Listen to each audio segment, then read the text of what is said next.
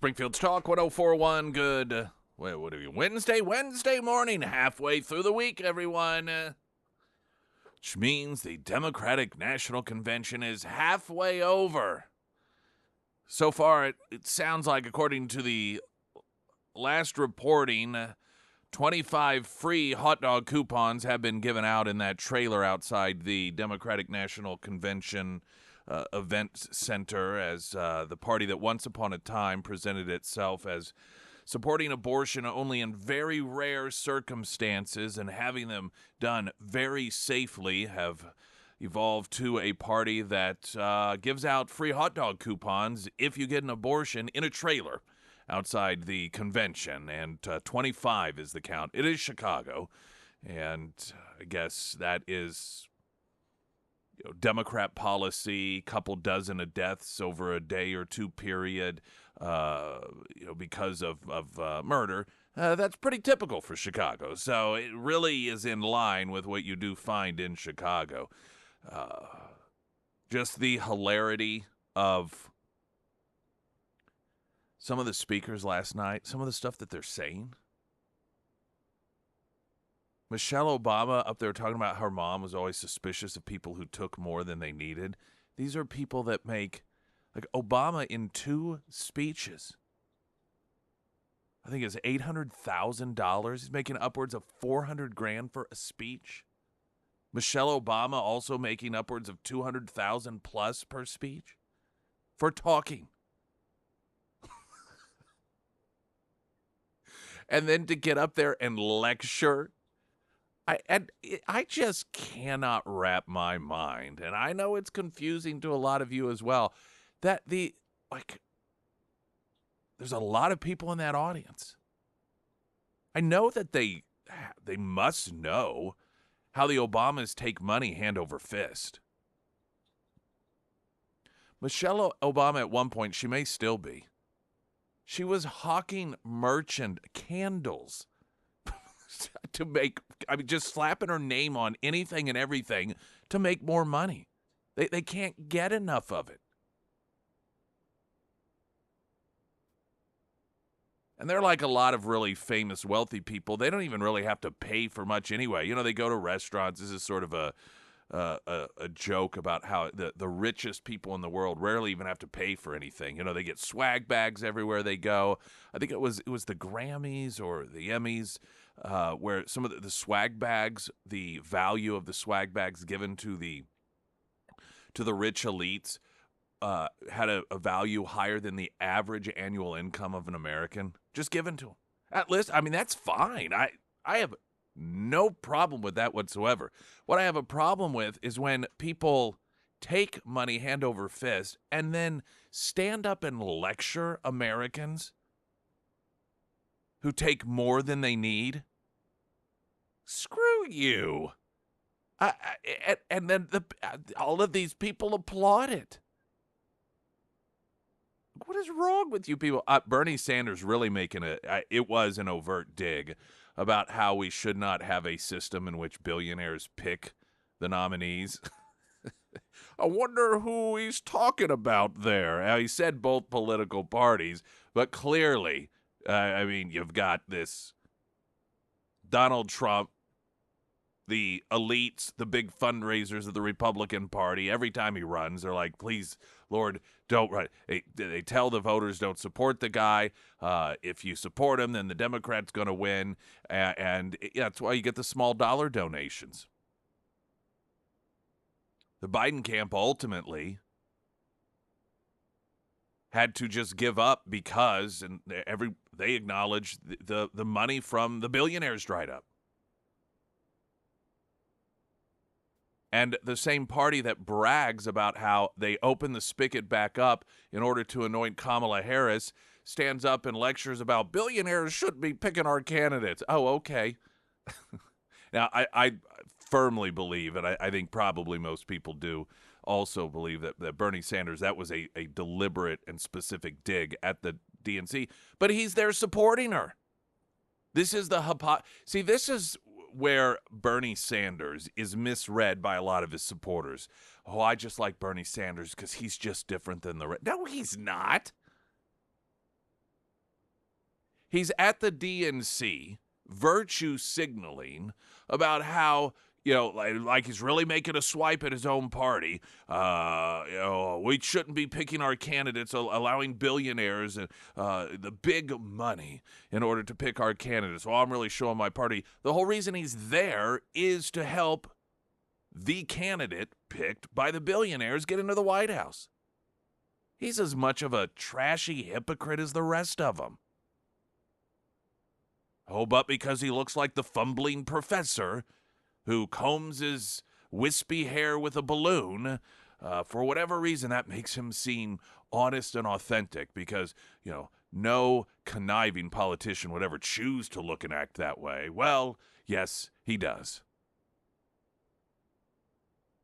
There's a lot of real intrigue, and we're going to start off with this after we get news and traffic, weather update. It's fantastic weather we've been having. The heat's going to return. Over the past 24 hours or so, there has been a lot of chatter about RFK Jr., and it was really kicked off well into hyperspeed by his running mate on a podcast talking about how the party that she loves, the party she grew up with, they've done everything they can to rig this, including trying to sabotage their election. We've got some of the audio, sabotage their campaign, and that they essentially at this junction have two options. One is to stay in it and potentially help Kamala Harris get elected president, or drop out and put all their weight behind Donald Trump. And Trump has been asked about this, whether there would be a place in his administration for an RFK Jr. if RFK Jr. endorsed him. I think there's a bit of a trap there going on, and we'll talk about that coming up.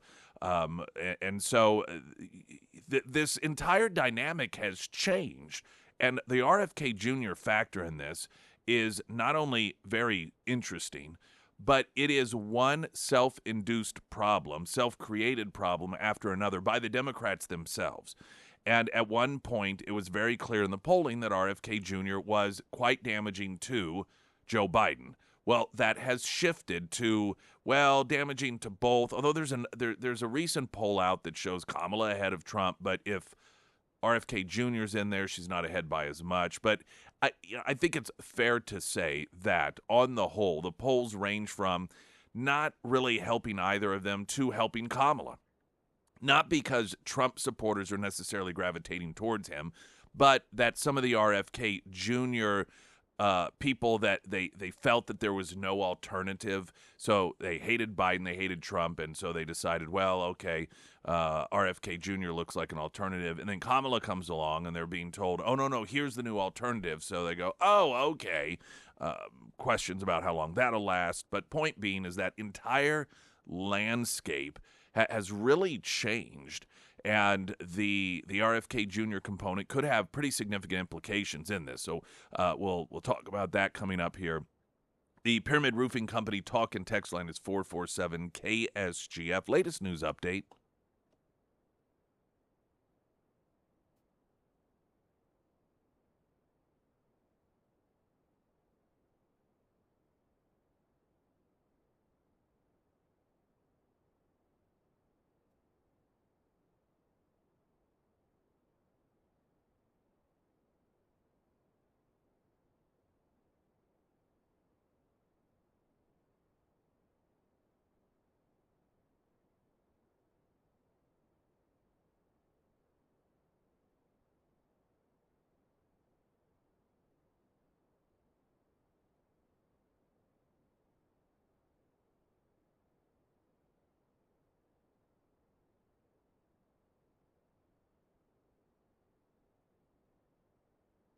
And the first alert forecast from Colorton, Fox 49 meteorologist Tom Schmidt, sponsored by St. Clair the Ozarks Home Improvements. Today we'll have sunny skies with a high near 81. Tonight, mostly clear with a low around 57. For Thursday, sunny with a high near 82. And on Friday, sunny with a high near 89.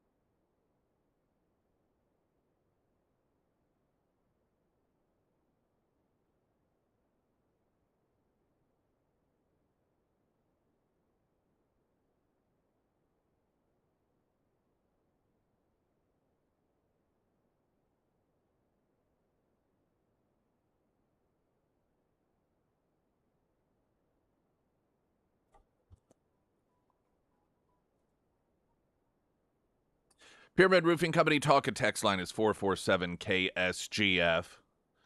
Peter Pan, Juanita K. Hammond, you can win a pair of tickets to see the beloved family classic performed by Broadway's Best by registering at KSGF.com and at 10 a.m. Friday at KSGF.com also. A local for less, $50 gift certificates for only $25 to Big Whiskeys. You may want to make a little reminder of that. You can purchase two. Okay, so you can get two of those. So you can get $100 worth of gift certificate for only $50. That will be on Friday, 10 a.m. There's been a lot of buzz over RFK Jr. Over the last... Well, it really started a few days ago when there were reports that RFK Jr. had talked with the Kamala camp about potentially, doing something with them. And then there's a lot of back and forth. And I think much of it was disinformation. I suspect that there is a good chance that the Kamala camp was getting wind that the RFK Jr. camp was thinking about getting out and supporting Trump. And so they wanted to make it sound as if at one point he was thinking about them first, and then they wouldn't accept him. Then that's the only reason he threw his support behind Trump. So it could have been a little bit of positioning there. Now, he has, of course, Nicole Shanahan, and she has been she's a Democrat, and she's raised lots and lots and lots of money for Democrats. And when she got tapped to be his running mate, there was a great deal of excitement because there was belief she could bring money to the table. But with Biden out of the race, he's just really fizzled out to a large degree. And much of the reason that the media isn't paying much attention to him is because they feel that based on polling, he's not going to be damaging to Kamala Harris as he was to Joe Biden, and potentially even, at least right now, any damage could be to Trump instead of Kamala, and so his entry into the race would be a good thing. But I think most are evaluating this as a toss-up. Now, that being said, they have had underway for a very long time an attempt to derail the RFK Jr. campaign. That's the Democrats. And in fact, on a podcast called The Impact Theory, Nicole Shanahan talks a bit about what it is that they have been dealing with regarding the Democrats and their campaign. The DNC made that impossible for us. They have banned us, shadow banned us, kept us off stages, manipulated polls, used lawfare against us, sued us in every possible state. They've even planted insiders into our campaign to disrupt it and to create actual legal issues for us. I mean, the extent by which the sabotage they've unleashed upon us, it's mind-blowing. I mean, we're still learning new ways that they have sabotaged us. I really wanted a fair shot at this election, and I believed in the America that a little girl, pledged an allegiance to. It's always interesting to see someone who has been very involved heavily in Democrat politics realize what's going on.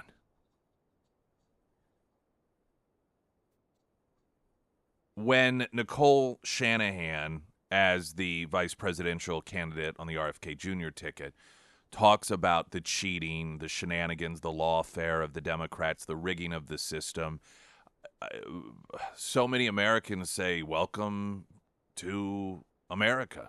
I mean, this is what the Democrats do. This is what your party that you have been fundraising for, that you have been bringing in millions and millions and millions of dollars. This isn't anything new. You're not special. Anyone who gets in their way receives this treatment. Tulsi Gabbard, of course, has learned this. And there have been other Democrats, but those are, obviously some of the more high profile. And listen, I'm not saying this in order to dig Nicole Shanahan, but sometimes I think that when they find themselves in the crosshairs, they think that they're unique. They're not unique. She is not unique. RFK Jr. is not unique. They are individuals that posed what Democrats felt was a potential roadblock to their continued grip on power. And so it's destroy at all cost. All this talk of democracy is sleight of hand. It's like the liar who runs around saying that you can trust me just a little too much. It's like, okay, the political party that runs around talking about transparency and democracy over and over and over again, they're constantly. I've got a story here in the stack, Cornel West, another state in which Democrats are actively seeking to kick him off the ballot. I don't know that there's any state other than the solid blues, California, but even in New York, they've been working to get RFK Jr. off the ballot. Not to mention, of course, trying to kick Trump off the ballot until the Supreme Court unanimously said you can't do that just because you don't like him. Now, what are they going to do about it? This is what is causing a great deal of chatter, and she says at this juncture, their campaign basically has two options. There's two options that we're looking at, and one is staying in, forming that new party, but we run the risk of a Kamala Harris and Waltz presidency because we draw votes from Trump, or we draw somehow more votes from Trump, or we walk away right now and join forces with Donald Trump and we walk away from that and we explain to our base why we're making this decision. Donald Trump, we'll get some of the audio. He was asked about this as well. Now, I believe that RFK Jr., if this is a path that is taken and he does throw his support behind Donald Trump, there's going to be a lot of accusations that, well, he's just doing this to get a position in the cabinet. This is all politics. This is selfish politics. I believe that if RFK Jr. does drop out and throws his support behind Donald Trump, it will be for genuine reasons. And I want to explain that coming up. Pyramid Roofing Company talk at text line 447 KSGF.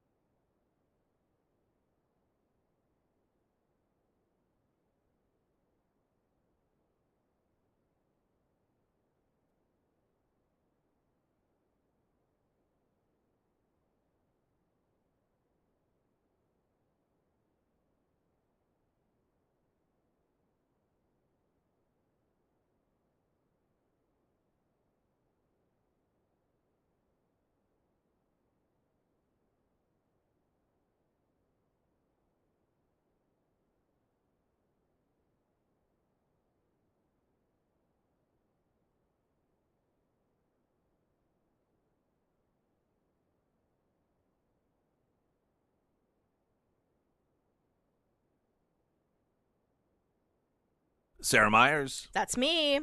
Whenever you have storm damage, it can be very frustrating. And then it can be even more frustrating trying to find that right person to hire and fix said storm damage. And I've been through it, and I know a lot of you have been through it. And that's why whenever it comes to storm damage to your roof, I want to recommend Josh and his team over at the Pyramid Roofing Company. Now, I like the Pyramid team for a lot of reasons, but I just like the fact that they're old school. They are honest with you, and I mean that. They are honest, and a handshake matters to them as well. Whenever you call the Pyramid team, they're going to come out, they'll do a free roof inspection for you, and then they're going to work through that insurance process as well. And they do all of that without making you sign any type of contract or agreement. So if it is time to have the Pyramid Roofing Company out at your home for that free roof inspection, go ahead and give Josh a call today. You can find all of that contact information for the Pyramid Roofing Company under the Sarah's Endorsements tab at ksgf.com. All right, we do have to get a traffic update here, but I want to explain why it is that if RFK Jr. does come out and support Donald Trump, endorse him, and encourage his supporters to, and here, what I like is that if this is true, his running mate saying we would explain why we did this. We would explain to our base why we believe that Trump should be president instead of Kamala Harris. I believe I know what those reasons will be. I believe I know what the reasons are. And I do believe that it would be a genuine endorsement, not because he thinks he can get any position in the cabinet or for even reasons of bitterness because of the Democrats trying to sabotage the campaign. And according to Nicole Shanahan, they've even infiltrated the campaign and done things that could put them in legal peril. So whether that's trying to entrap them or coaxing people or getting in there in a position of leadership and then having subordinates do illegal things so that you can then use lawfare against them and against the campaign. We've seen them operate this way before. This isn't anything new or unusual. But and I don't know whether those details will come out. But I don't believe that would be the overall reason that RFK Jr. would encourage people to support for Trump. So the reason that I do believe that, we got to take a quick break, just very short. We'll have traffic now rather than weather. I'm Nick Reed.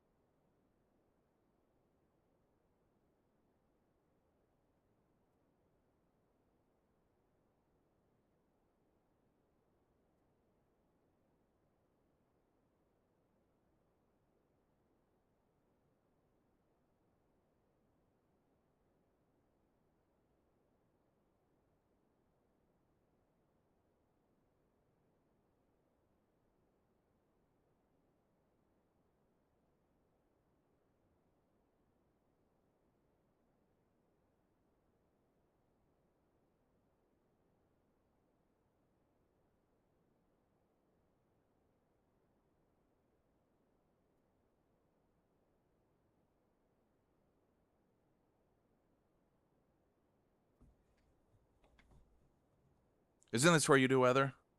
Oh, yes, it is. First alert forecast from Colorton, Fox 49.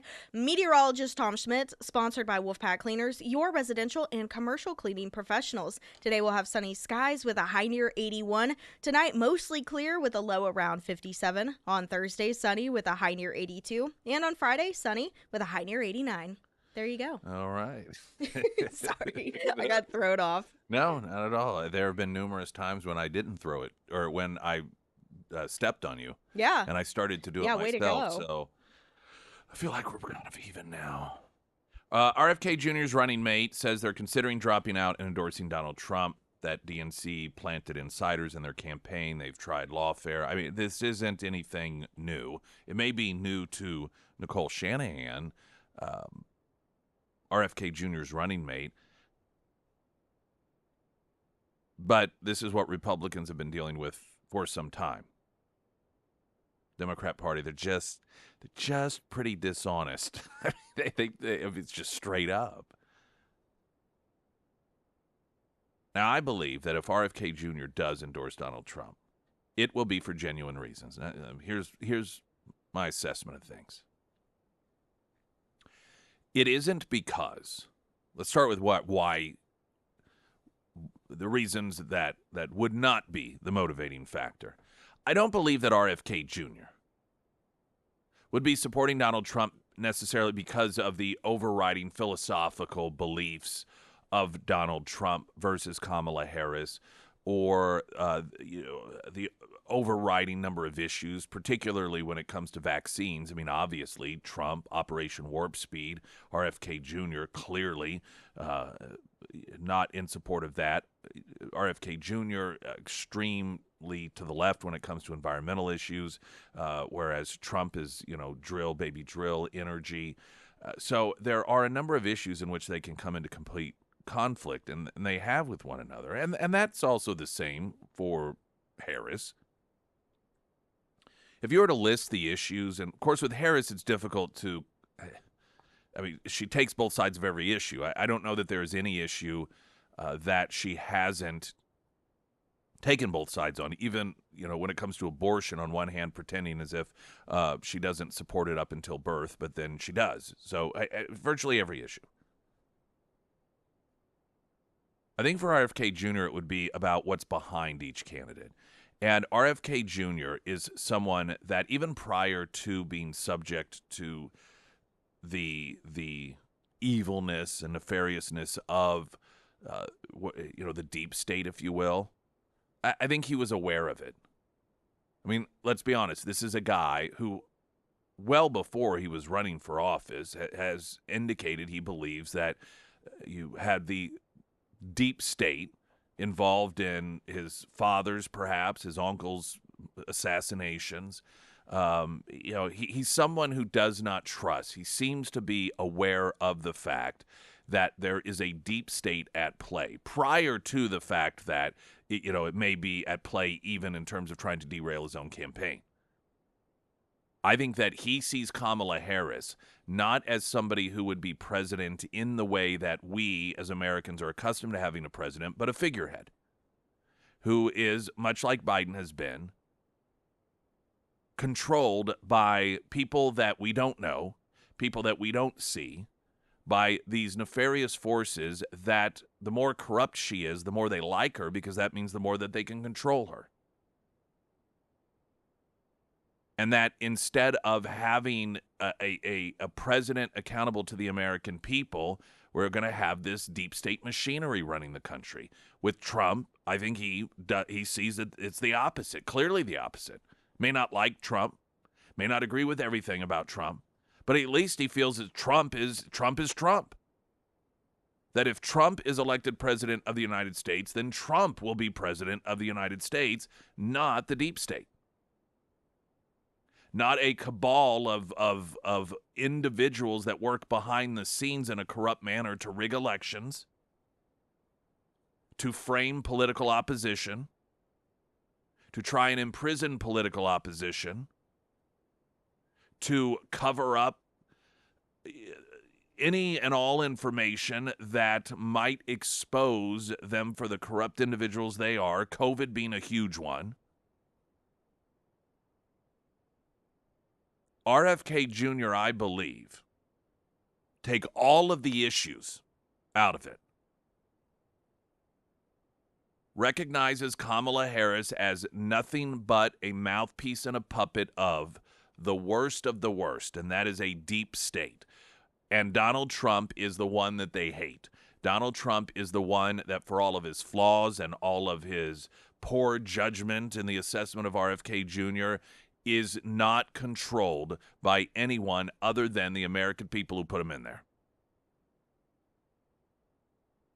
And I think that if I'm just to guess and speculate based off of the perspective that RFK Jr. oftentimes offers up when it comes to our government, that to me that just seems to be spot on. The reason that it seems natural that he would without question endorse Donald Trump over Kamala Harris.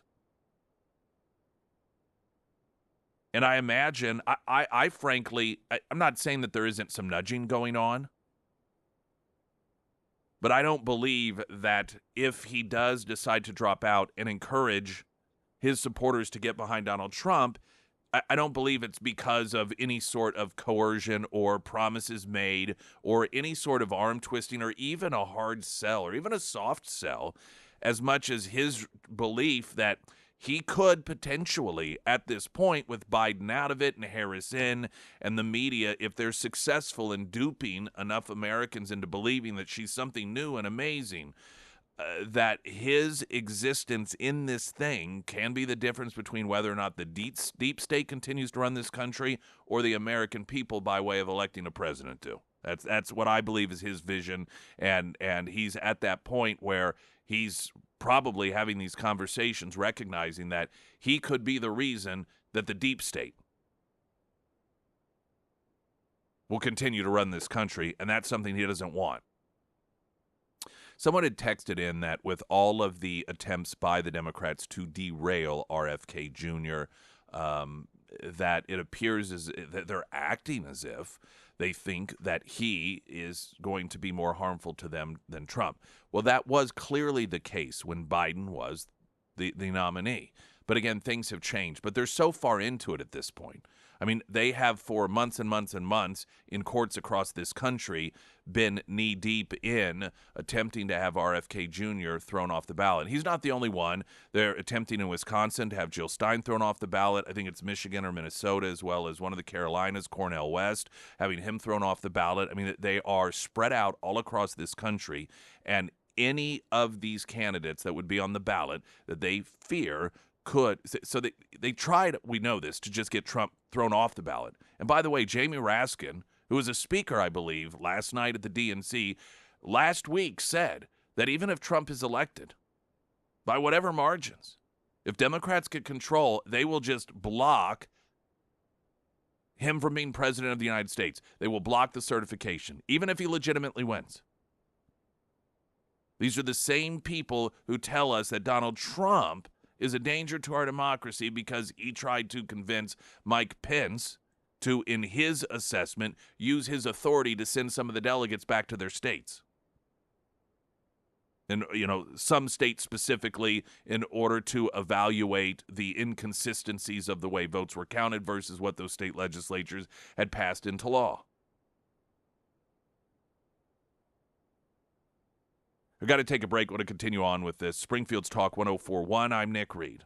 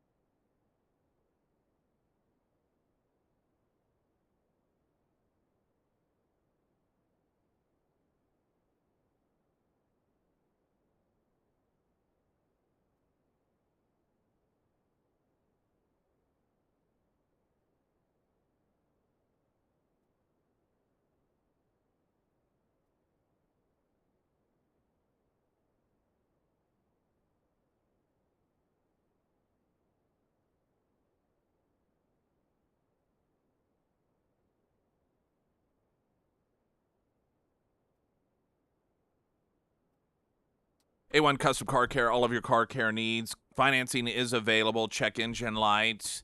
There's a difference between telling you the symptom versus the source of the problem. You go to a lot of these big box stores, they sell parts, and they hook up that little thing, plug it in around your fuse box, and they're like, oh, well, this part's not working, and we can sell you that, and then you put it in. But it may not be working because of something else down the line, or up the line, I suppose. And then all you do is purchase a part that's going to go kaput again because perhaps it's whatever the reasons. With A1 Custom Car Care, they do diagnostics. They get to the source of the issue. So when they see, oh, part C is not functioning properly, well, let's look at the part B that feeds into C and see if that's a problem. Oh, that is a problem. Okay, well, let's look at the part that leads into that until they find the source of the problem. A1 Custom Car Care for all of your car care needs. So the comment had been made regarding why is it that the DNC continues to try and derail the RFK Jr. campaign if he is not, now that Kamala is the candidate, expected to really do tremendous harm to her campaign, maybe even help it a little bit. And I noted that they're in this. I mean, they've been at it for months now, and I suspect at this point it's just and they've been successful in a number of these different states. They're working in Pennsylvania. In fact, he had a court date yesterday, and he was late for it, so they refused to allow him to testify.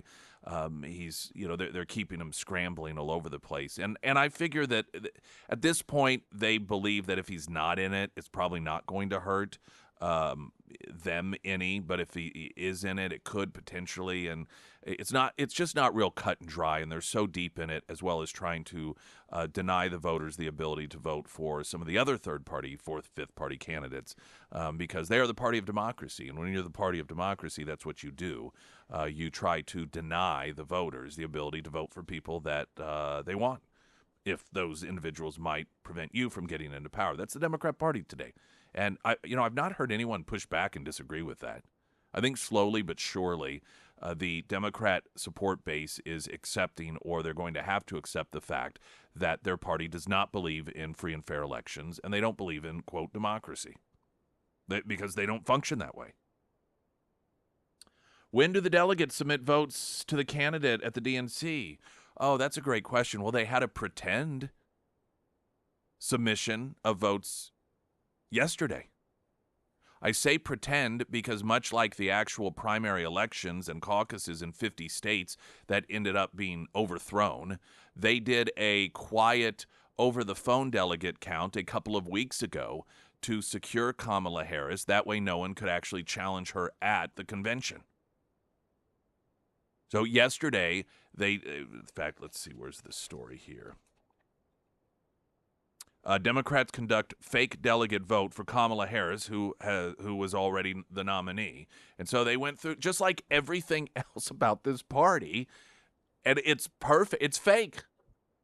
There's nothing about this. There is nothing that is real about these people, including casting the delegate votes. It was all theater. They didn't have to. It had already been done virtually a couple of weeks ago. They rigged the election to begin with. Then they were afraid that they screwed up and that Trump would win. So they overthrew all 50 of those elections in those 50 states. They anoint a woman who has never gotten a single delegate, even when she ran for president, in order to make sure that no one could challenge her at the Democratic National Convention, which is the purpose of the conventions, ultimately. They do a virtual vote a couple of weeks ago. Oh, but yesterday, they were submitting those delegates. It was all fake, meaningless. It was all for show, just like everything else about this political party. I gotta believe, the human in me has to believe at some point, some of you Democrat voters are going to wake up. Now, by wake up, I don't mean become a Trump supporter or become a Republican, but recognize that everything about your party is dishonest. It's fake. You are only there to be used at their convenience. And the minute that you are no longer a benefit to them, they toss you aside, whether that's Joe Biden, whether that's women when it comes to the transgender debate, whether that's you as voters when you pick Biden after they tell you to, and then they decide, well, that doesn't work anymore, so we're going to overthrow that. And, we'll just tell you who's who. I mean, you are only useful to them when you are useful to them.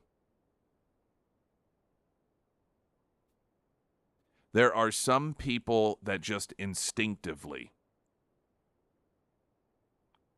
back away from institutions or people who treat them in that manner, and it is difficult for those people to understand how the people who aren't that way don't. That will just allow themselves to be used like that so transparently. I have audio I'm going to play later. Don Lemon, he went out again, and he's talking to women this time. And it's interesting, increasingly, and there were a couple of them, women of color, that he spoke with who said, I'm not voting for Kamala just because she's black and a woman. We've done that before. So there is an awakening that is occurring. There is an enlightenment that is occurring among some in our population. And anytime you have an increased number of people that begin thinking for themselves, that is overall positive. Springfield's Talk 104.1, I'm Nick Reed.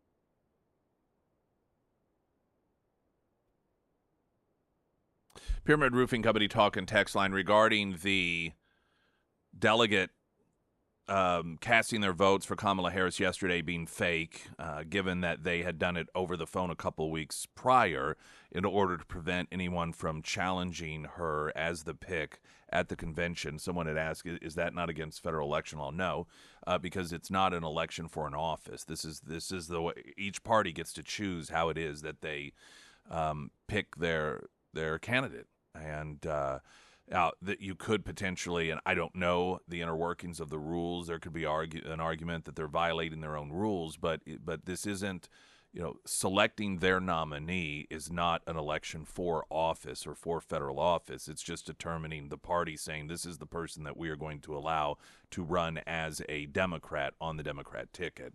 And so that's why that's the case. Here's Donald Trump. He's being asked about the RFK Jr. situation.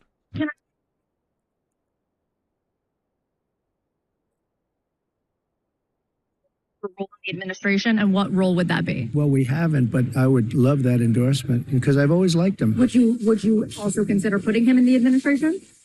You're asking me a very unusual question. I haven't been asked that question yet. I like him a lot. I respect him a lot.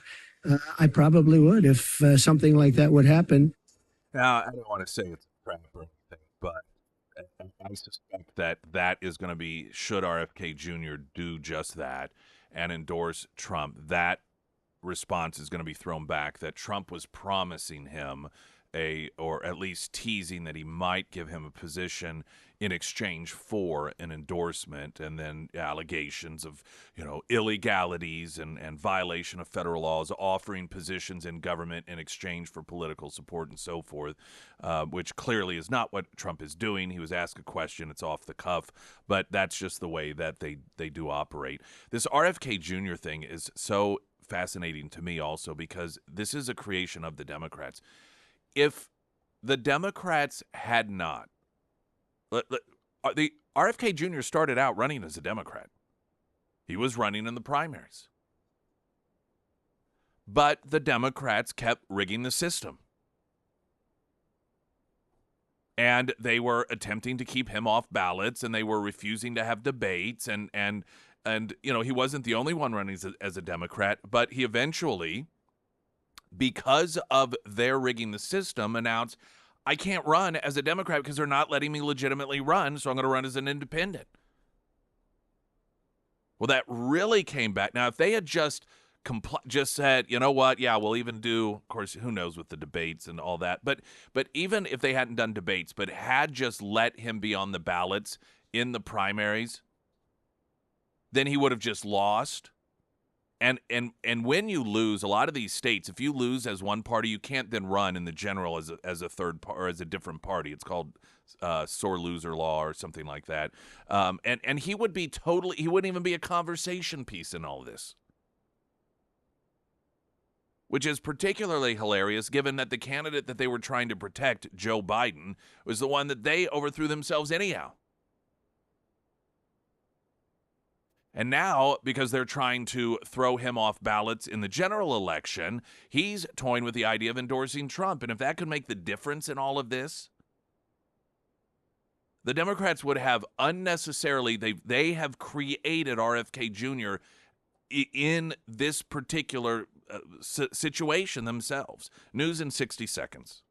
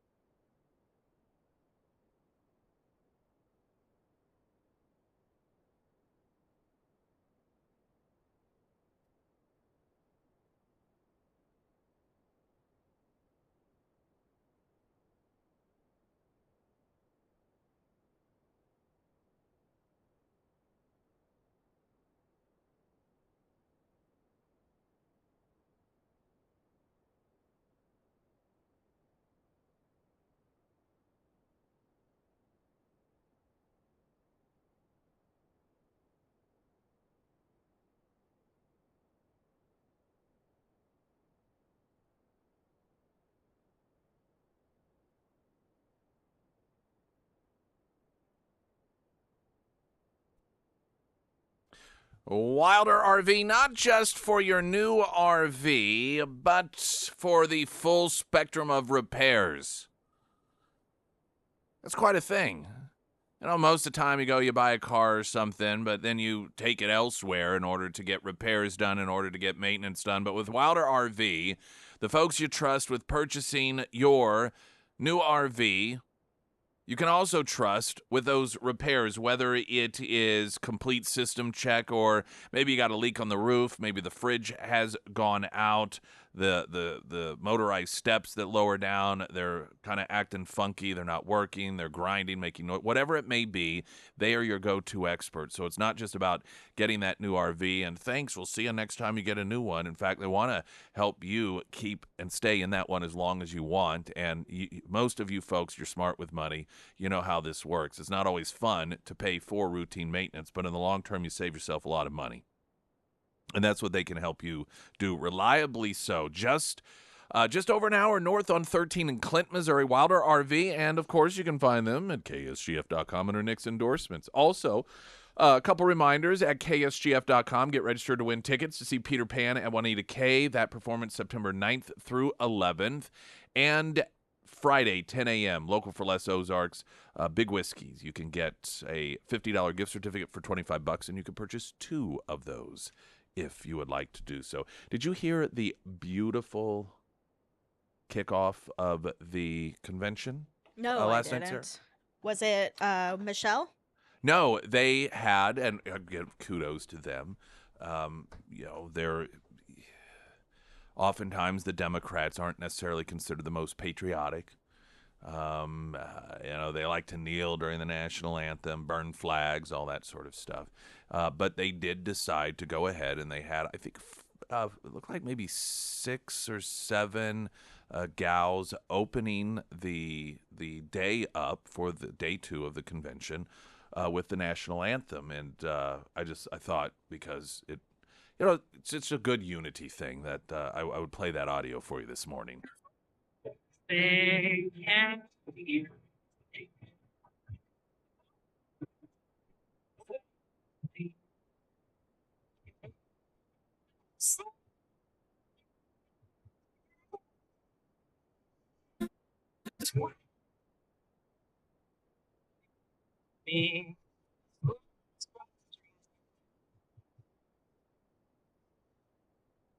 Well, and that's pretty much what you get.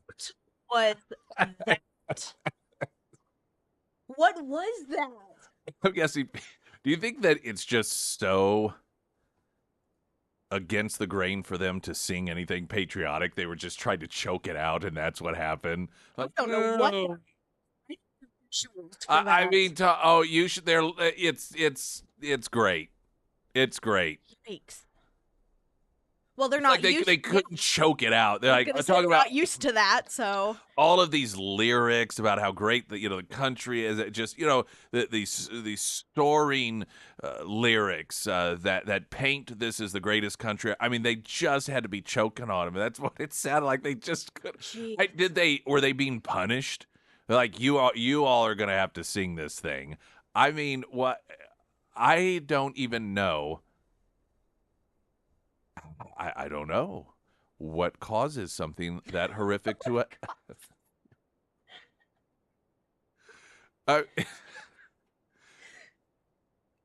I'm sorry. Thus far, now it's only halfway over, and I know Hey, listen. I see the Democrats for what they are, so I'm going to view it with a tainted eye. Though when it comes to Republican conventions, long have they, rightfully so, been stereotyped as being a little less flashy, a little more boring. But you want to talk about the difference between the two conventions? Now, Trump did, there was the whole assassination attempt ahead of time, and so that added an element with him, his arrival, and just the touch nature of his demeanor. And so there was that. But even outside of that, I mean, the speakers were just so on point. They weren't obsessing over. I mean, it was a message of, it was so positive. Of course, they obviously referenced the Biden administration, as a reference point to where we can move away from. But it was just uplifting. I mean, people were happy and just grateful to be there. They were feeling upbeat. It was very upbeat, and you could sense that. And if you talk to any of the people, the average citizens that were delegates there, they just walked away feeling good and positive. And you watch this Democrat National Convention so far, and you've got, I mean, they bump Biden until like 11:30 Eastern time. They claim, oh, it's because there was so much applause it put us off by 2 hours. Okay, yeah, we buy that one. They set up a trailer, and in exchange for women deciding to kill their babies, they give them coupons for hot dogs. You have anti-Semites that are breaking down barriers. Some of them actually made it into the DNC yesterday. Meanwhile, you got Joe Biden up there saying that the protesters outside calling for the death to Jews, well, they've got a point, you know. Rob Reiner there, I'm sure he's a delegate, in an interview thanking Joe Biden for protecting the anti-Semites from the evil police officers outside the convention. And it's just dark, and it's doom, and it's gloom, and end of democracy as we know it. You got the old man yelling. You got the crazy lunatic Ocasio-Cortez yelling. You got, I mean, it's just such a night and day difference between the two conventions. Even on CNN, they were fact-checking the lies that are being told at the Democratic National Convention, largely focused on Joe Biden. You know, the very fine people lie, the lies that Trump every year tried to cut Medicaid and Medicare, and when it's the Biden administration that has done that, Trump has the claims that Trump is going to sign a national ban on abortion. When if there's anything that Trump has been very consistent on, it's that he would never sign such a thing, as if Republicans in Congress would pass that anyway. I mean, when you have CNN fact checking you. Not to mention the days prior, this announcement of Soviet-style price controls that even folks from the Biden or Obama administration are saying this is going to be a train wreck for the country if this happens. Some of her biggest supporters, like Gretchen Whitmer, out there saying, well, she's not really going to do it. People are reading too much into her promises. Those are her supporters. We got 2 more days of this convention. I don't even know who's the main speaker tonight. For some reason, I thought her husband was speaking tonight, but I think he spoke last night. I think. Yeah, because there was another one of those cringy fake photos of her watching him on an iPad. Yeah. And he claimed in his speech that he loves her laugh. Okay. Yeah. Okay. Don't you think Wallace is going to speak tonight? To officially accept the nomination? Oh, yeah, I guess. Why did I think he already did? Maybe I was thinking Imhoff. Well, maybe he did. I've not been following him. Yeah, I don't know. That would make sense. Yeah. I'm sure. I don't know, for some reason, I was thinking he already spoke, but I guess not. I don't know. Anyway. Yeah, and then Kamala will be Thursday. Oh, Lord. Lordy, lordy. Weather in a moment. Right now, the latest news update.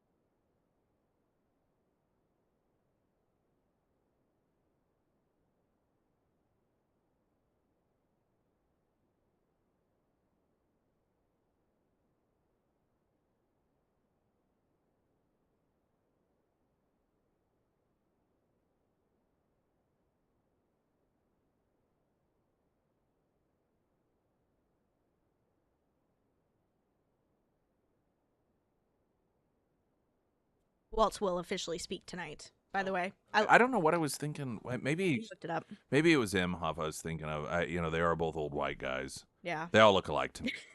True. The first alert forecast from Color 10 Fox 49 meteorologist Tom Schmidt, sponsored by Wolfpack Cleaners, your residential and commercial cleaning professionals. Today we'll have sunny skies with a high near 81. Tonight, mostly clear with a low around 57. For your Thursday, sunny with a high near 82. And on Friday, sunny with a high near 89. Oh, speaking of Walls, the latest on this guy. So part of his story has been that that their children were conceived through IVF. Yes, I saw this. Well, evidently that's not true. Yep. And they've had to admit that's not true. I'm telling you. Why are they lying about they just can't- basic? They lie about everything. Yeah. Everything. And then, of course, when they're called out for it, how dare you? How dare you when there are so many families out there desperately trying. Like, he's the one who lied about This it. is like lie number 4 that he's been caught in. I don't know that there's any. Has there been anything about him that is highlighted as part of his persona that is supposed to be beneficial to him that hasn't been a lie? He's folksy. I don't even think he's folksy. I think that's a lie. But, you know, and I'm talking about these character traits that they lead him with oftentimes. For a very long time, he's led with this whole, ranking in the military. Turns out that was a lie. Led, with, he's seen combat, ran into war. That turned out to be a lie.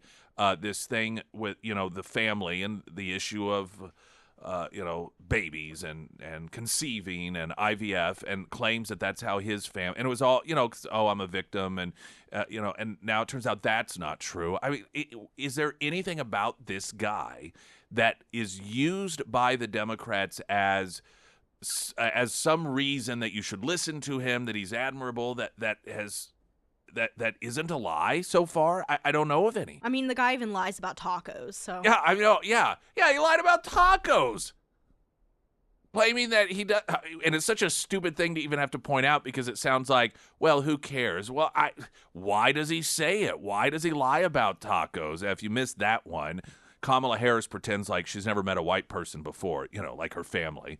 And when he talks about he's a white guy and he eats white guy tacos, she's like, what does that mean? You put mayonnaise and tuna on it? It reminded me of Hillary Clinton when she was asked about wiping her server. Oh, well, like with a cloth? I don't know what that means, Kamala. Well, you put mayonnaise and tuna on tacos? And he's like, no, just pepper, spices, no. And then, of course, it pops up that he won an Al Franken event, some taco recipe, and he posted the recipe, and it was filled with spices.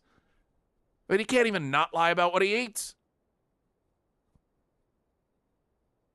My gosh. How low our expectations have become in this country. Once upon a time, ideally, the two political parties would try and outdo themselves in terms of raising the bar. And it's just as if Democrats are like, oh, well, Republicans don't seem interested in the lowest common denominator, so we're going to race down there as quickly as possible and scrape the bottom of the barrel for support, because that's the way they treat people. Springfield's Talk 104.1, I'm Nick Reed.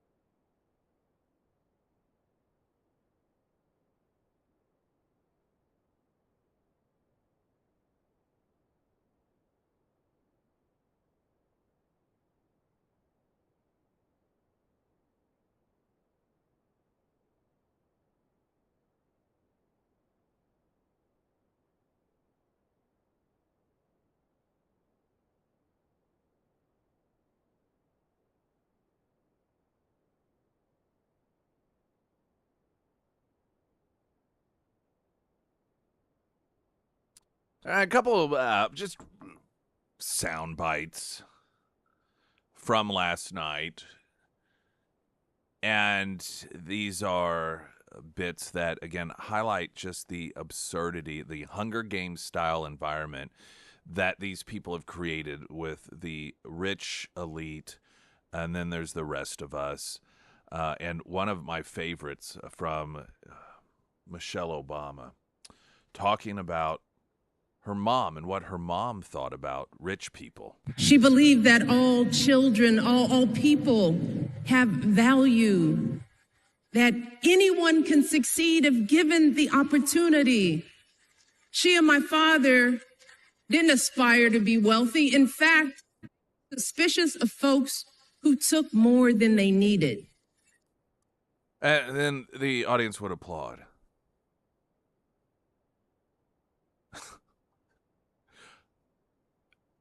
The Obamas are constantly in a fast race versus the Clinton, who can grab up the most money for doing the least amount of work possible. There was a Business Insider piece from over a year ago, and it was about the Obamas' net worth. Business Insider is not conservative by any stretch, pretty left-wing. So it wasn't in order to trash on them. And according to varying estimates, when they got into the White House, at that point he was, there was a lot of hope hanging on him, future of the Democrat Party, and so they were, according to numerous estimates, valued at around $1 million. Like so many other good, honest politicians, afterwards, over $100 million. For what? 4 homes, yeah. 4 homes. And again, hey, listen. Make money hand over fist. Buy as many homes as you want. That's awesome. But to lecture everyone else, to try and create this persona that, rich people are greedy and evil, and you should, we should look at them as if they're sucking up all the resources, but not us, of course. We're different, see. Like, they're the only ones who are allowed to be rich. Anyone else who's rich is doing something wrong. Anyone else who's rich isn't, quote, paying their fair share. Oh, but they can be as rich as they want. Own as many homes as they want. Now, some of the money came from books, and everyone knows these people don't write their own books. Not just them. I think we learned this from Biden and the fact that he illegally gave classified information to his ghostwriter. This is what ghostwriters do. These are people that, they gather up they talk to you, they interview you, and then they write these books as if it's you writing it. This isn't any shocking secret or scandal or anything. That's what a ghostwriter does. Obama, according to Business Insider, and this was, again, February of last year, had just in 2 speeches made over $800,000. Michelle Obama, over $200,000. At one point, she was peddling candles and pins with her names on it to get even more money. One of her book tours she did, she was charging as much as over $4,000 just to attend her book tour. And also the working class person would have an opportunity to have that experience.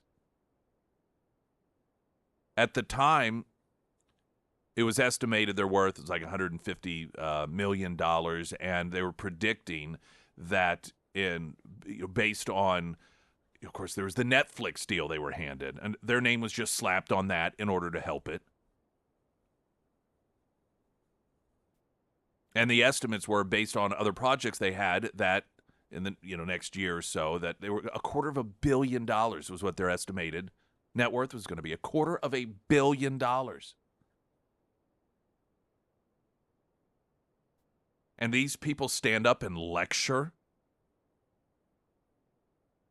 wealthy people. Well, what would your mother think of you? To stand up there and say, my mother was suspicious of people who took more than they need? Or do the Obamas need $250 million in 4 homes? And then to watch the people applaud it? Bernie Sanders had a moment I thought we could highlight as well. That again, he took a deliberate dig at the Democrat Party and the fact that essentially, well, not essentially, I mean literally, their candidate was chosen by billionaires, not by the voters. But yet he's still there at the convention with the sole purpose of making sure she gets in the White House. So he's just as hypocritical and dishonest as the rest of them.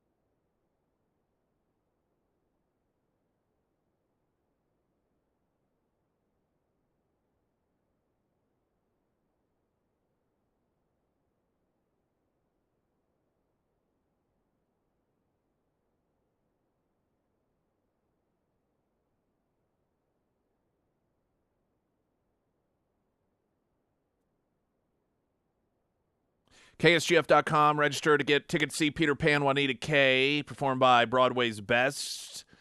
That performance, September 9th, 10th, and 11th. Your chance to win tickets at KSGF.com. And 10 a.m. Friday, local for less. $50 gift certificates to Big Whiskeys for only $25. You can buy 2 of those. Got traffic in 60 seconds. We'll have a weather update. And the Pyramid Roofing Company talk and text line is 447-KSGF. I'm Nick Reed. Oh, by the way, J-Lo filed for divorce. Yeah, I saw that. Yeah. This is her singing. That's why I brought that up. For those of you that don't know, she and Ben Affleck done after 2 years.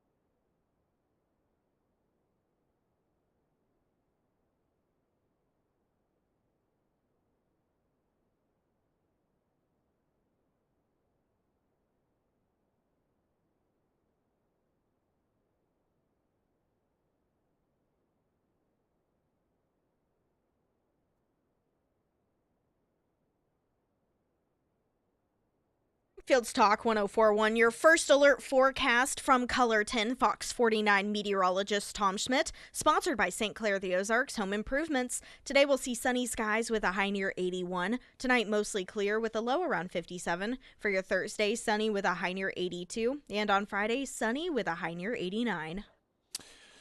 Bernie Sanders yesterday speaking at the Democratic National Convention. And my friend, at the very top of that to-do list is the need to get big money out of our political process.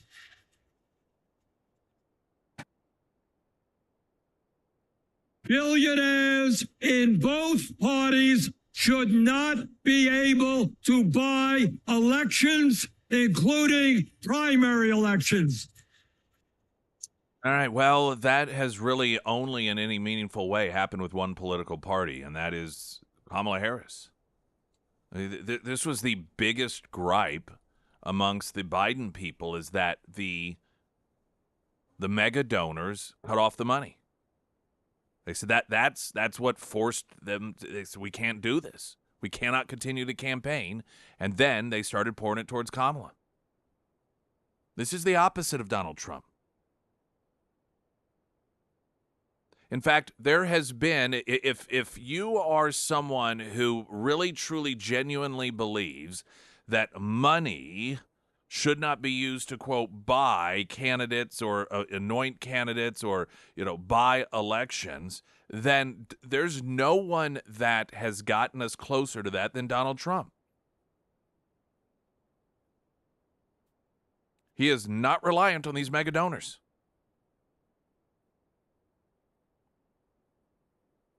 Most of his supporters, they're small donor individuals, and he has the fortune of being financially independent enough to where he doesn't need it.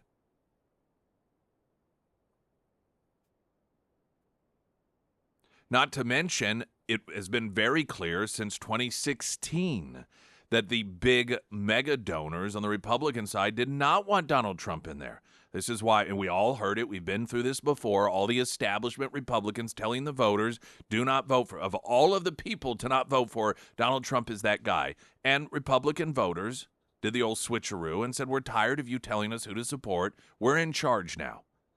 And since 2016, Republican voters have been in charge of their party in terms of who the presidential candidate is. The exact opposite is the case for the Democrats. They are told, this is Joe Biden, you vote for him. They did it. Then, when the establishment feared that wasn't going to work out for them, they overturned all those elections, and then they said, and they forced Biden out a combination of ways. One, according to reports, threatening the 25th Amendment to remove him from the presidency completely. But secondarily, cutting the money off from the mega donors. These billionaires that Bernie Sanders is talking about. And now Bernie Sanders is out there shilling for the person that the billionaires picked. This whole persona of Bernie Sanders somehow being outside the fray of corrupt politics, that he is somehow a champion against the big money, that's crap. Because he's right there as a mouthpiece for that process. Well, but he's using the opportunity to hit out against it. Do you think that matters to them? The billionaire donors only care about Kamala Harris getting in there. They don't care. Bernie Sanders can rip on him all he wants. That's irrelevant to them, as long as he helps Kamala get into the White House, and that's the whole point of him being there. That's why he's speaking. He's playing the frenemy thing. Now, this is a term that came about during the period of time when you had all the back and forth in the social media, the Paris Hiltons and the Lindsay Lohans, and it became clear at some point that oftentimes the squabbling that would go on would get front page news in pop culture as these feuds would go on, but it would become clear over time that in reality they were friends, and it was just marketing. It was to get their name out there, to get their brand out there, to stay in the news. That's all Bernie Sanders is. At a convention, acting as a mouthpiece for what the billionaires want, and that is Kamala to be in the White House, the billionaire donors. He's really pretending like, oh yeah, we gotta stop those billionaire donors. Oh, that's the way you do it, is it? By being their lapdog?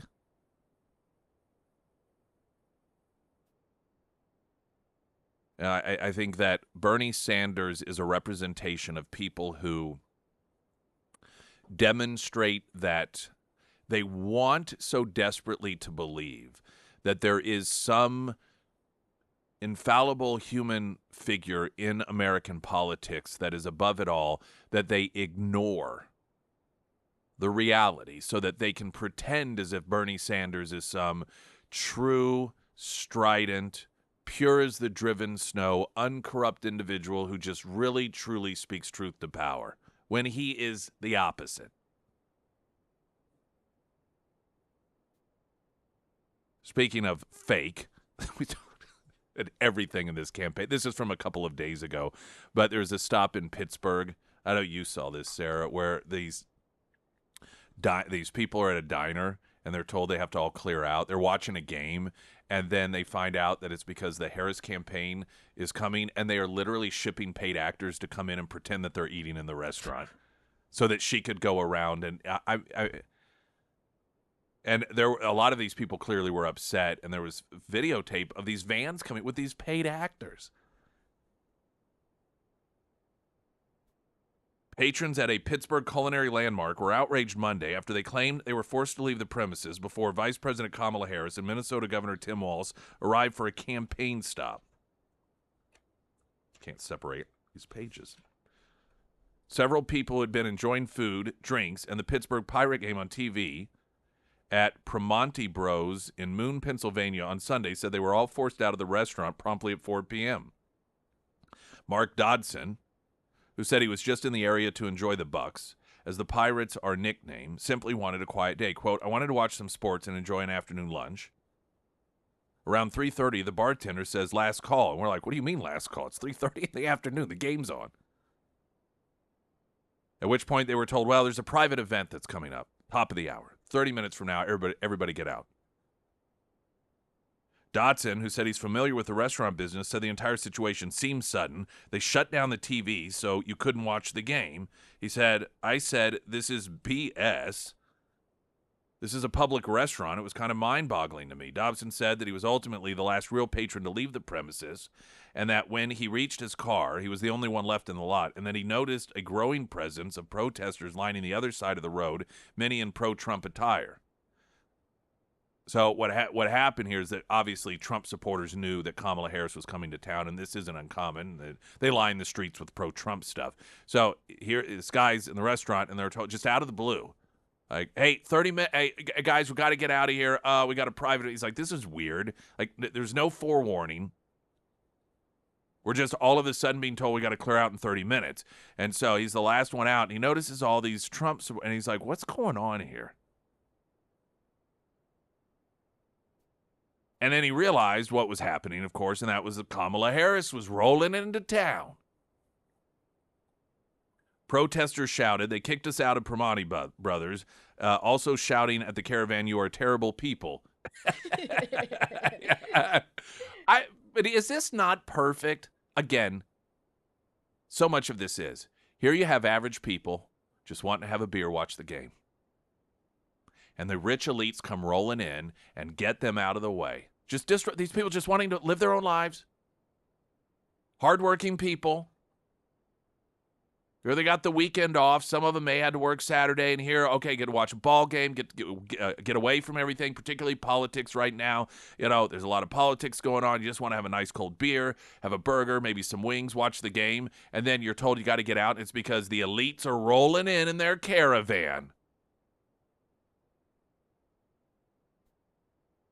Others verbally accused the campaign of employing actors, as video captured by ABC News of Harris's visit itself depicted a full dining room with people enjoying their food. So they already had a dining room filled with real people. But see, they can't chance real people being around Kamala. They can't chance that. You juxtapose that to Donald Trump, who will show up anywhere. Anywhere. And probably pay for their lunch, too. Yeah. And he has done that. Yeah, on multiple occasions. Oh, yeah. Show up at Chick-fil-A, show up at, McDonald's, show up at the, whatever the restaurant is. He just shows up at a bodega. Now, they obviously, usually I'm sure they tell just for security purpose ahead of time, hey, Trump's going to stop here. But what they don't do is kick everyone out and then bring paid actors in to pretend as if they're normal people. And they don't do that because if they did, that would be all Oh, well, over the yes, news. absolutely it would be. Amy Smith, who lives in Moon, Pennsylvania, said she was also at the restaurant for lunch, and she was among the patrons asked to leave. She said that she had heard Harris was going to be in the area and predicted she would, and did stop at a nearby Sheetz gas station, popular with candidates on their way to Pittsburgh International Airport, this is where, of course, one of the places they stop pretending they're looking for Doritos. Sheetz is is an establishment that the administration is suing, claiming that they're racist and discriminate against. And Biden made a stop there several months ago as well. I don't know if it was the same one, but these people are just so fake. So fake. Even normal patrons are not good enough for the Democrats. They have to pay people to pretend to be normal. They have to pay people to pretend to be normal patrons. And we obviously know why. They are afraid of people engaging with her. And they're afraid that people might say something that ruins this image they have that everyone's so excited about Kamala. If Kamala Harris is so unwilling and incapable of coming into contact with normal, everyday people simply because she cannot deal with any sort of criticism, what sort of ruler do you think she's going to be? Springfield's Talk 104.1, I'm Nick Reed.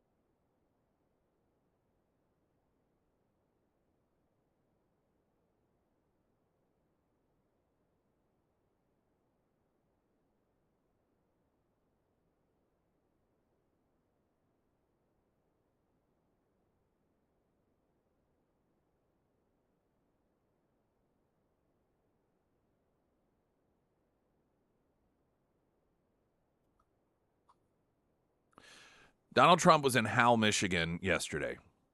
Have you seen this mic drop moment? I It's a haven't. mic drop moment. The visuals are necessary for this. Now, not totally necessary. Let me say the visuals give you it's the icing on the cake. Now, evidently, in Howell, Michigan, I don't know, forever and a day ago, there was a parade of Klansmen. So, of course, the media has to make an issue of the fact that Donald Trump is campaigning in a town filled with American citizens that once upon a time had members of the Klan go through a parade in. And so I guess we're supposed to, when you just ignore all the citizens who live in that city. Like every town that Donald Trump goes to, supposed to make sure nobody bad ever did anything there whatsoever. And if he does, of course, that means he's supporting and approving whatever it was that they did. I mean, this is the level of, it's stupidity of the media. They are stupid. They're ignorant. They're biased. Obviously, they're campaigning for Kamala Harris, but just the angles that they take, fully stupid. This is a city of 10,000 people that I guess Donald Trump is supposed to shun. I don't even know when some members of the KKK once marched there. I don't even know when. So what happens is he's there, and a member of the media asks him, well, why are you visiting a city linked to white supremacy? So that means the entire city is linked to white supremacy. Now, I'm going to tell you the exchange, then play the audio, because you can't really hear the reporter, but you can hear his response. And the reporter, which you're not going to be, I'm playing it in its entirety just so you can get the pacing of it, but the reporter is asking him about campaigning in a town linked to white supremacy. And Trump says back to the reporter, who was here in 2021? Now, the answer was Joe Biden. Joe Biden campaigned in this same town in 2021. To the reporter's credit, whether because he or she was caught off guard, acknowledged Biden, to which Trump gave the mic drop. And so that's the audio that you'll hear here.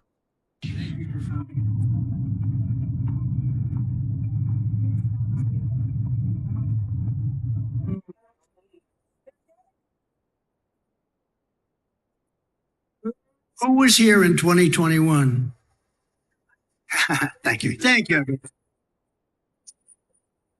Yeah, so who was here in 2021? Biden.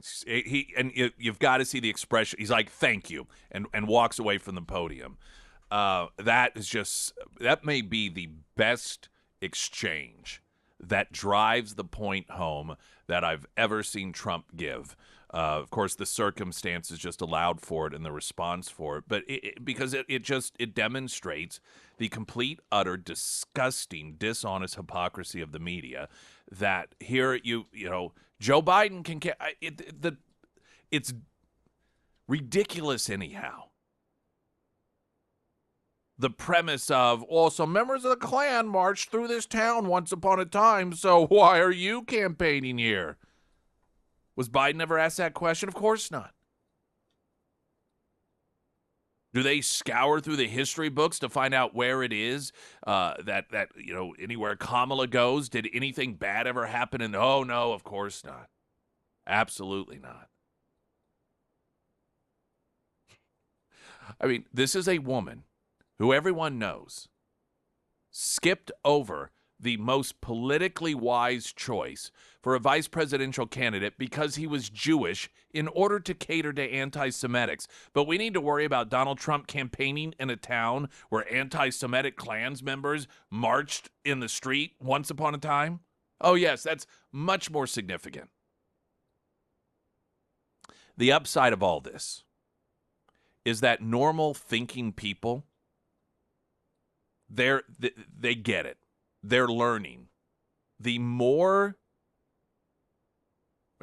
maybe this will make you feel better as you get frustrated and your anger parallels the absurdity of the media. Your anger and frustration parallels, it's proportionate to the immoral hypocrisy of the media, that we've passed this point to where it isn't incognito. It isn't smooth. It's so overt and obvious. So rest assured that while people on the left, they love this because they're totalitarians, but they're going to vote the way that they're going to vote.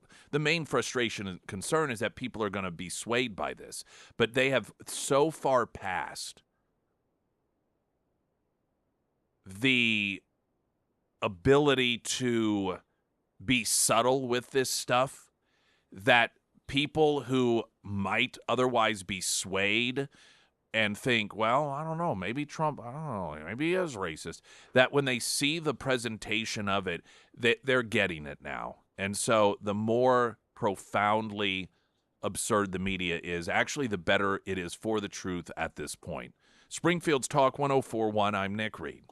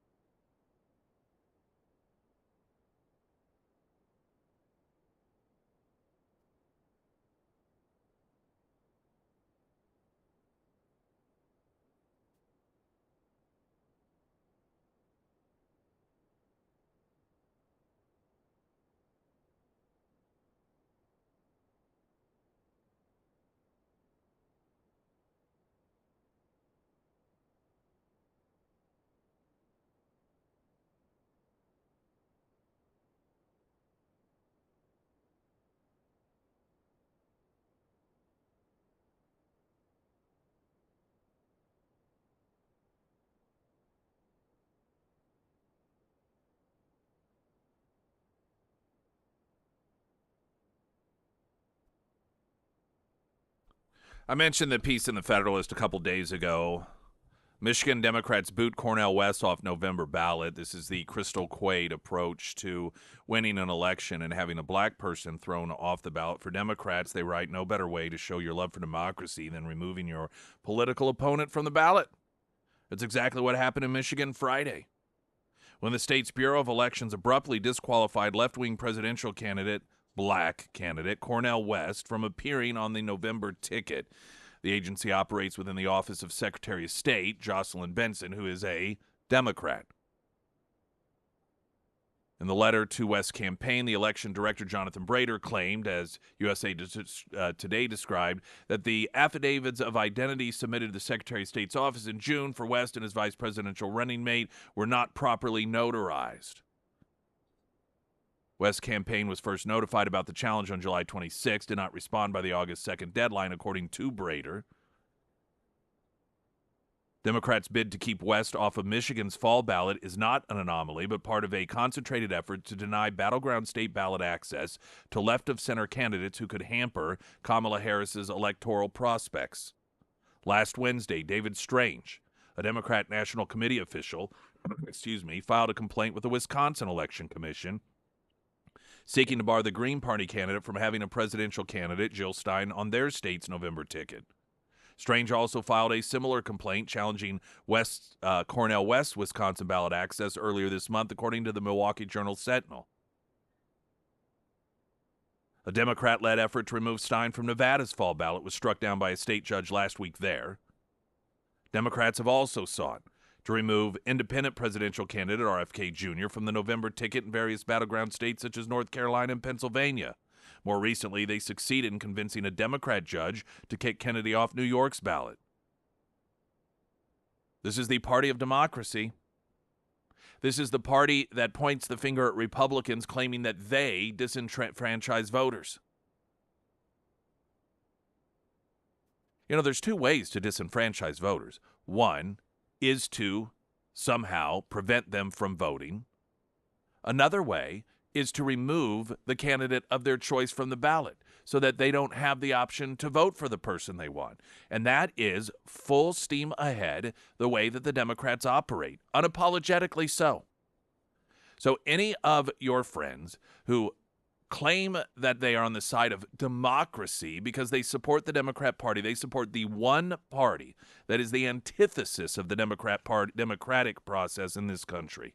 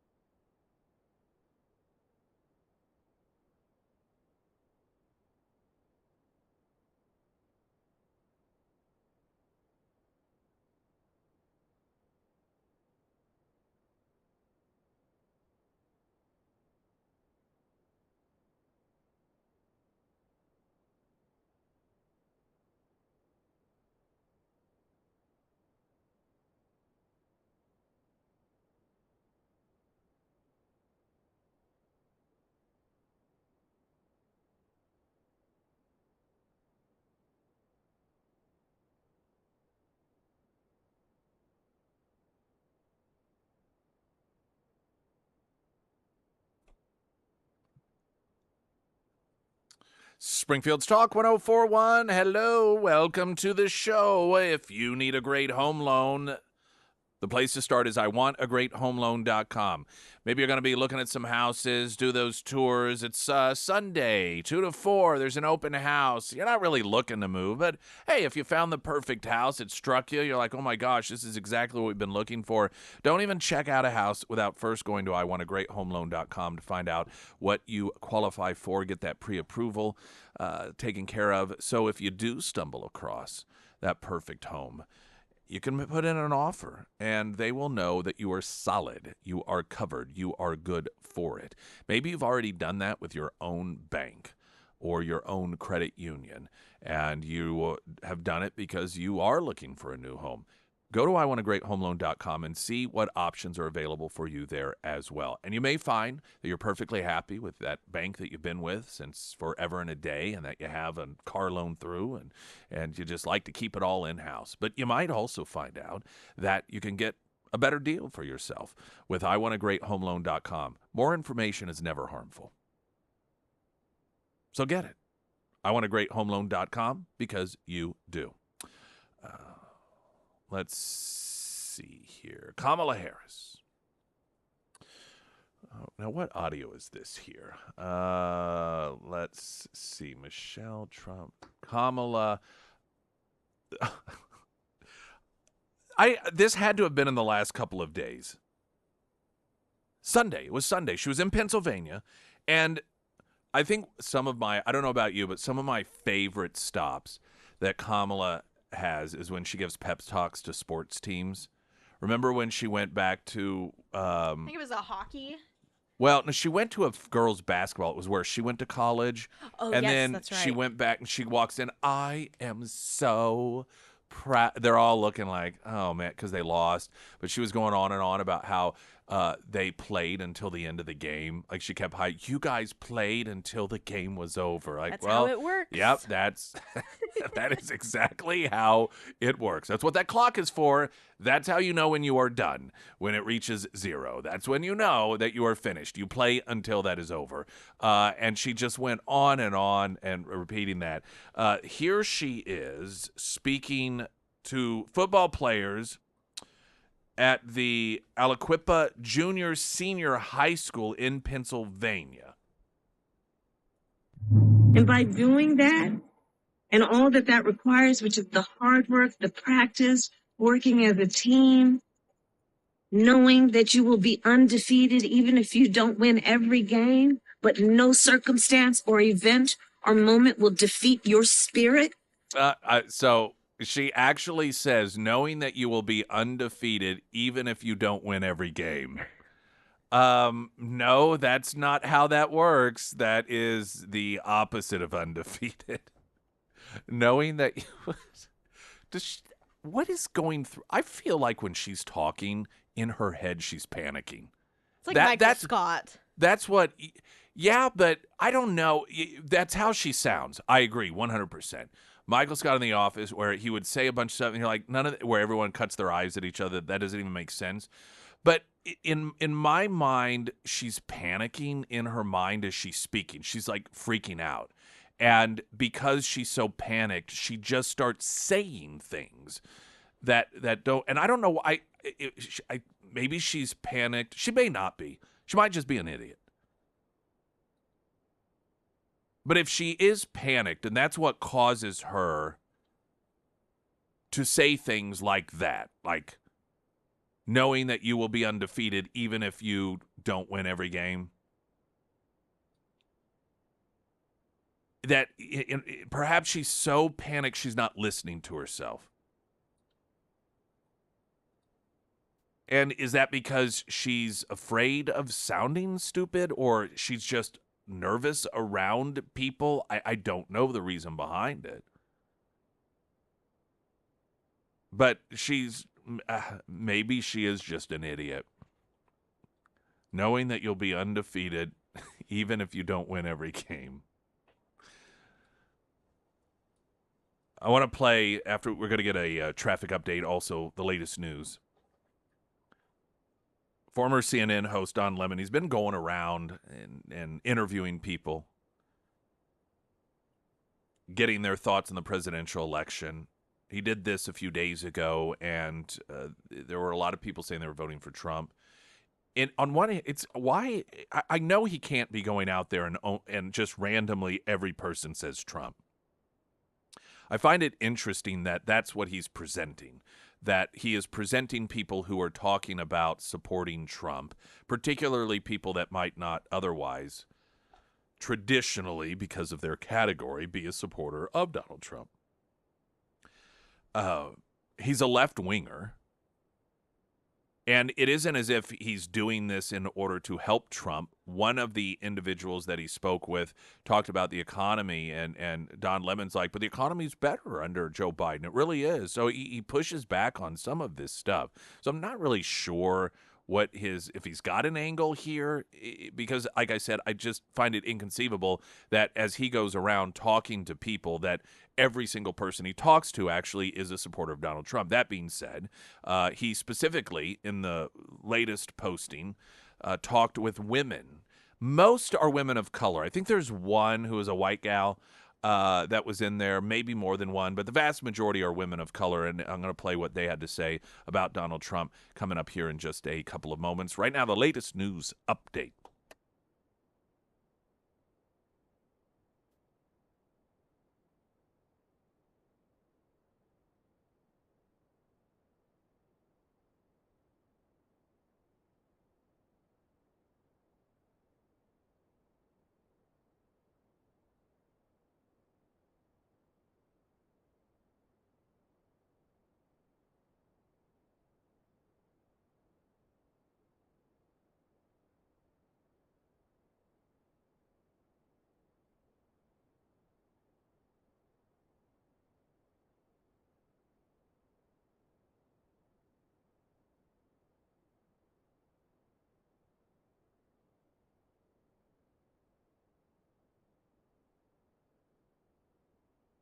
And the first alert forecast from Color 10 Fox 49 meteorologist Tom Schmidt, sponsored by Wolfpack Cleaners, your residential and commercial cleaning professionals. Today we'll have sunny skies with a high near 81. Tonight mostly clear with a low around 57. For your Thursday, sunny with a high near 82. And on Friday, sunny with a high near 89.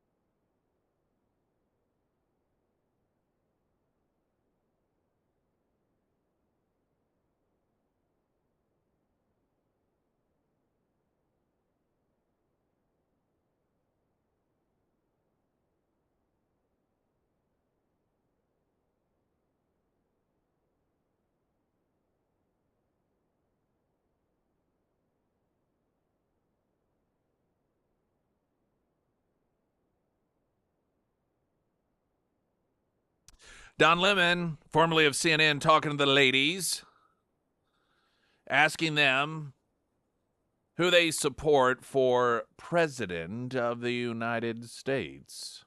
I'm voting for Trump. I feel like every time they don't want somebody who is good for us to win, they throw somebody black in our face thinking that's going to make us vote for the black person. I voted for Obama because he was black. I don't want to vote for her because she's the first black woman to run for president or to win. I don't vote.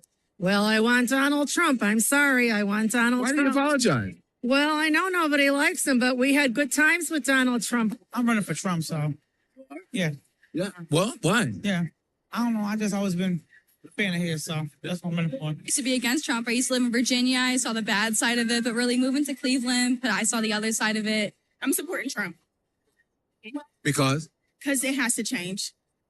It has to change. And now I vote more for what fits me better as a person rather than voting for the black person or voting for the first woman. So What do you think about Kamala Harris?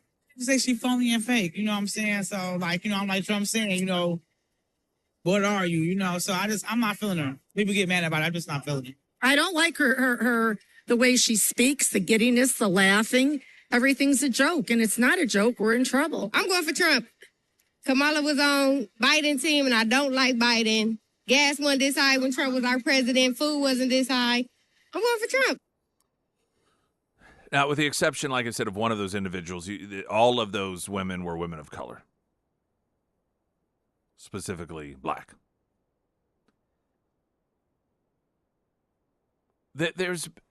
I get this sense, and it's anecdotal, I suppose. There's a shift that is just more than black Americans willing to vote for a Republican.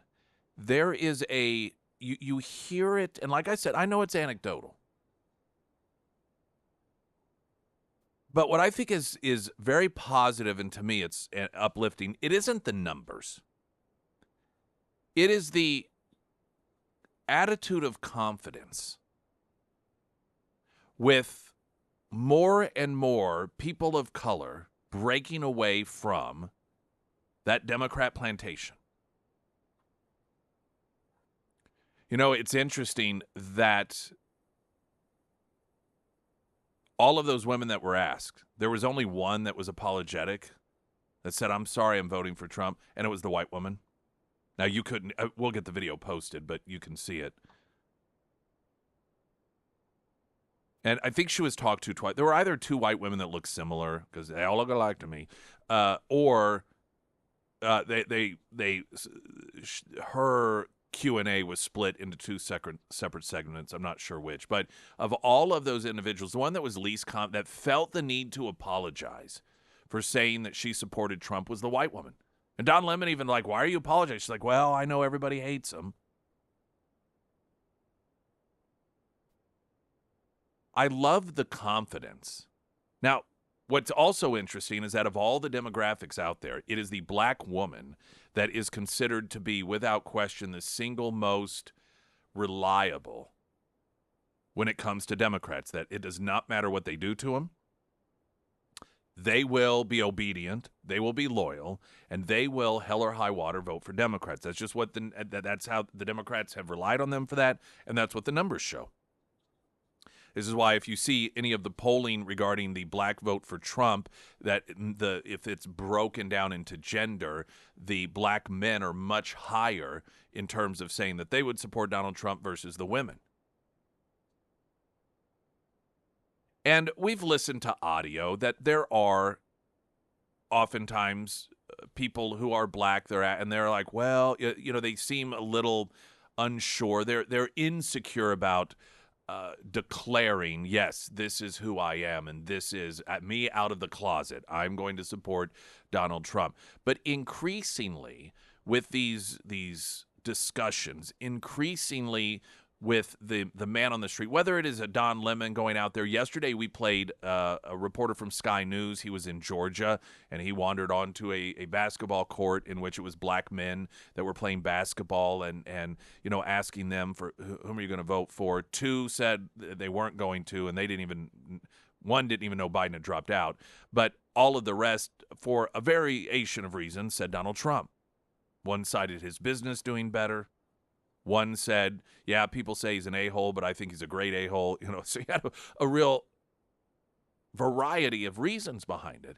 But it just seems as if these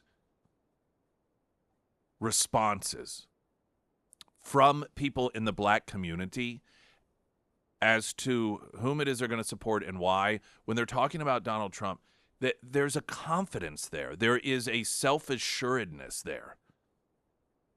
There is this unapologetic approach. There's almost a defiance and this newfound sense of strength of, because it was better before, or because every time, and I thought it was very refreshing, the awareness of the one woman who said every time there is somebody, and she was relatively young, so this would be her lifetime as a voter.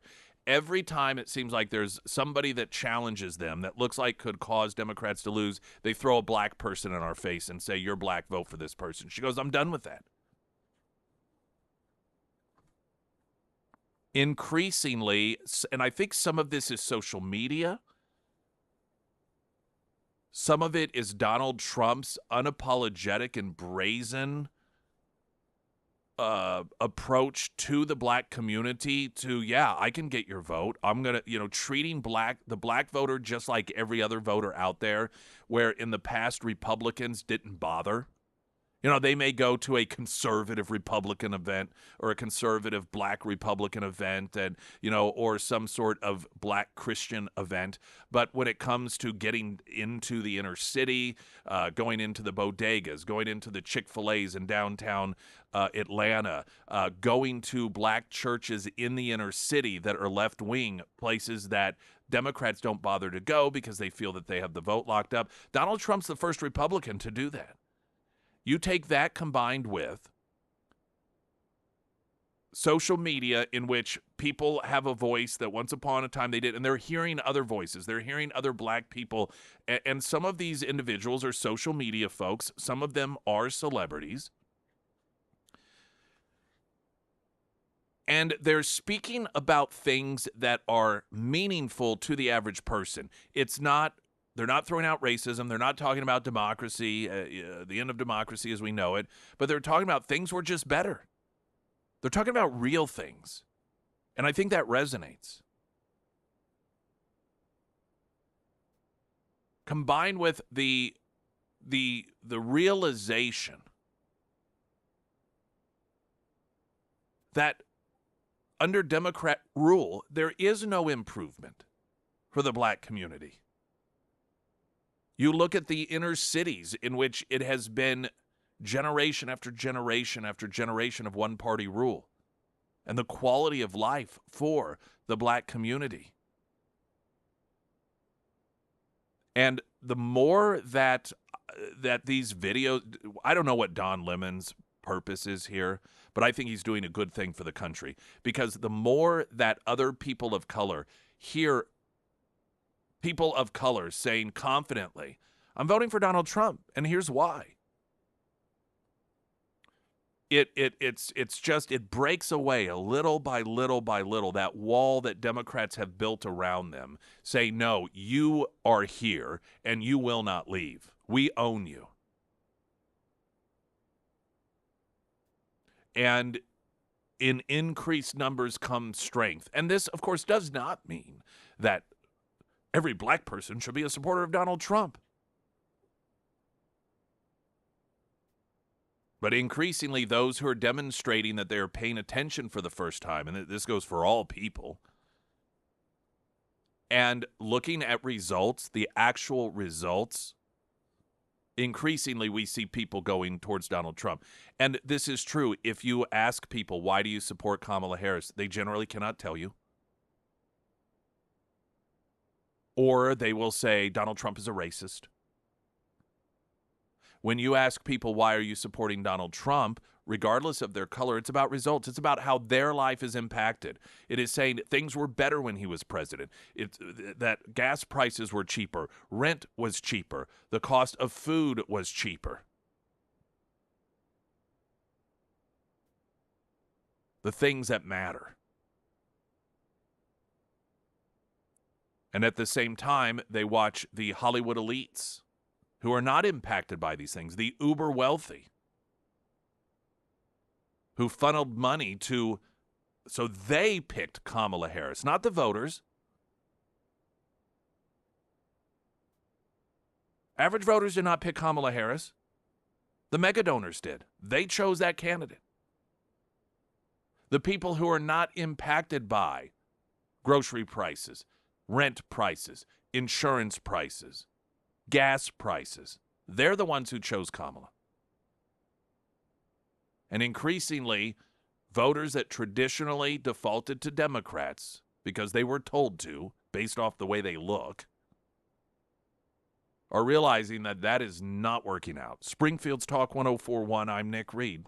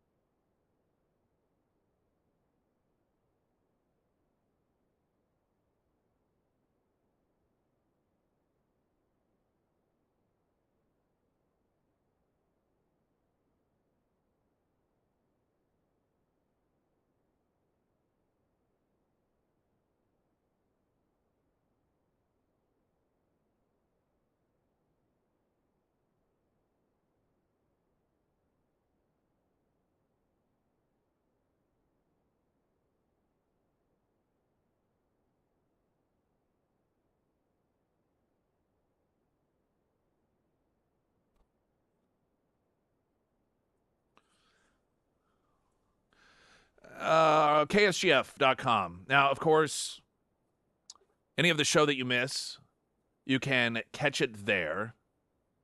You can also go to KSGF.com to stream the show. You can watch, not on KSGF.com, but we've got our YouTube stream. If you want to watch this show, that is sponsored by Springfield Wraps, who also designed the KSGF studio. And while at KSGF.com, back over to there, you can register to win tickets to see Peter Pan, performed by Broadway's Best at Juanita K. That is coming up September 9th through 11th, and you can register to win tickets at KSGF.com, as well as prep for 10 a.m. Friday, Local for Less, going live 10 a.m. Friday. Big Whiskey, $50 gift certificates for $25, and you can buy 2 of those per person. Traffic update, I'm Nick Reed.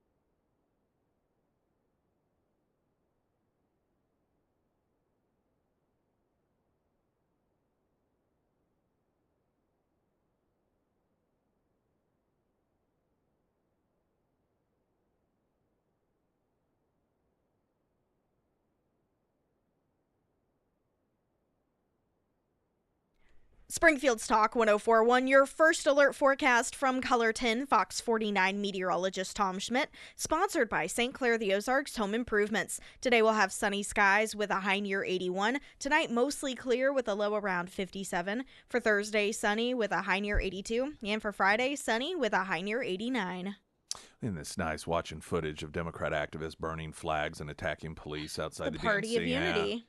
I mean, it's fantastic. That's the patriotism. Isn't it funny how they put up a fence around where the DNC is, but yet they refuse to do anything about the southern border? Well, Vice Presidential candidate Walz said that if Trump had built the border and it was 13 foot high, he'd start selling 14-foot ladders. These people. I mean, I just don't know that there has ever been so profoundly a difference between the two political parties. One party, the candidates picked by the voters. Another one, the voters are told by the big donors, this is the one that you're going to support.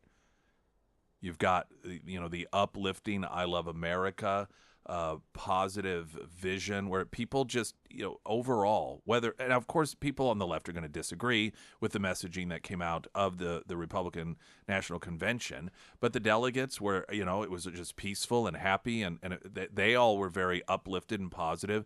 At the Democratic Convention, they're giving free hot dog coupons to women who kill their own babies in a trailer. Classy. They're burning flags. American flags, can you imagine what would happen?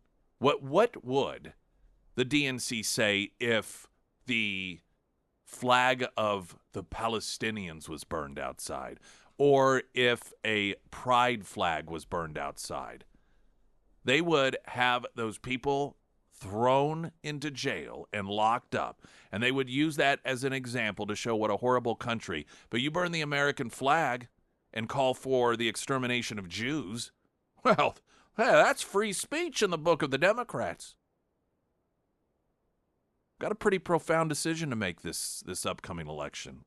This is, we're talking about a massive cultural difference in the people who are going to be in the White House. I won't say running the country, because we know the deep state. They're going to be there regardless. But will the White House be occupied by someone who is controlled by the deep state? Or by someone who has in the past, and hopefully with a better understanding of what the deep state can do, willing to take it on? And just look at the two cultures. Then, of course, the economic policies of Kamala Harris. She has announced last week that she will, economically speaking, follow the pathways of the Soviet Union, Cuba, and Venezuela, among others, when it comes to price controls, but also, once again, stick it to corporations by jacking up the cost of doing business in the United States for businesses. Economist Don Luskin on what that will look like for the country. Let's talk about that 28% corporate tax rate. All right, that's the big one. First, the Treasury is making more on the corporate tax rate now at today's 21% rate than it's expected to do at the higher pre-Trump tax rate. So you want to cut the deficit? Do not raise corporate taxes. Number two, corporate taxes are just an expense for companies. They're a huge expense. Raising the corporate tax from 21% where it is today to 28% where Kamala Harris wants to put it is a 33% expense increase. Expenses will go up 33%. That will take 13% off of S&P 500 earnings. That will take 13% off the S&P 500. That will take 13% off your 401k. Wow. All right, so there's three components to this. Let's start with the last, the 401k component to this. Every time people cheer, sticking it to corporations, they're cheering the slashing of their retirement funds. They will applaud the Bernie Sanders and Kamala Harrises of the world as they talk about how evil it is for corporations to make such profits. That is an increase to your retirement fund. It's amazing how many people's retirement is tied up in the and connected to directly the success, the profitable success of corporations, who then demonize the profitable success of the corporations, the very corporations that make them money in their retirement. I mean, what a horrible thing we do in this country, where you have one political party that gets people to support and cheer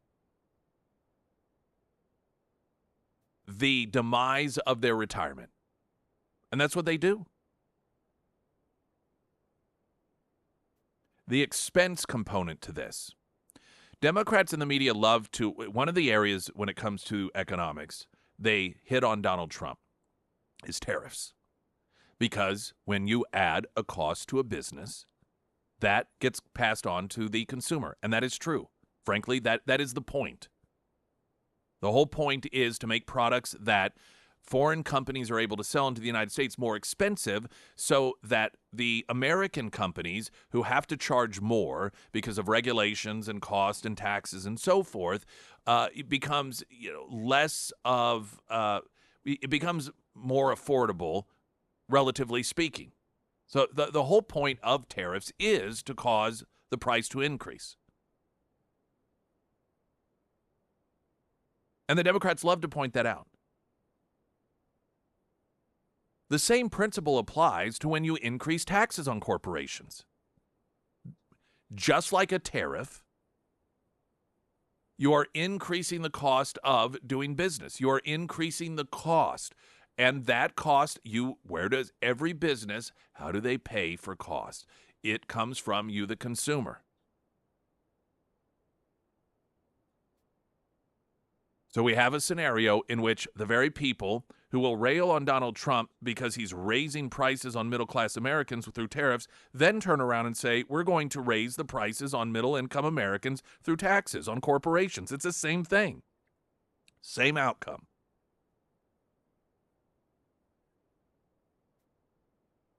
This madness in which a political party, along with the help of the media, manipulate people into cheering their own economic demise. It is a profound thing to watch play out. And to watch, and here's the thing, I think a lot of Democrat voters, they know it, but they don't care because they're led by hate. And they would rather see, I mean, they hate Trump more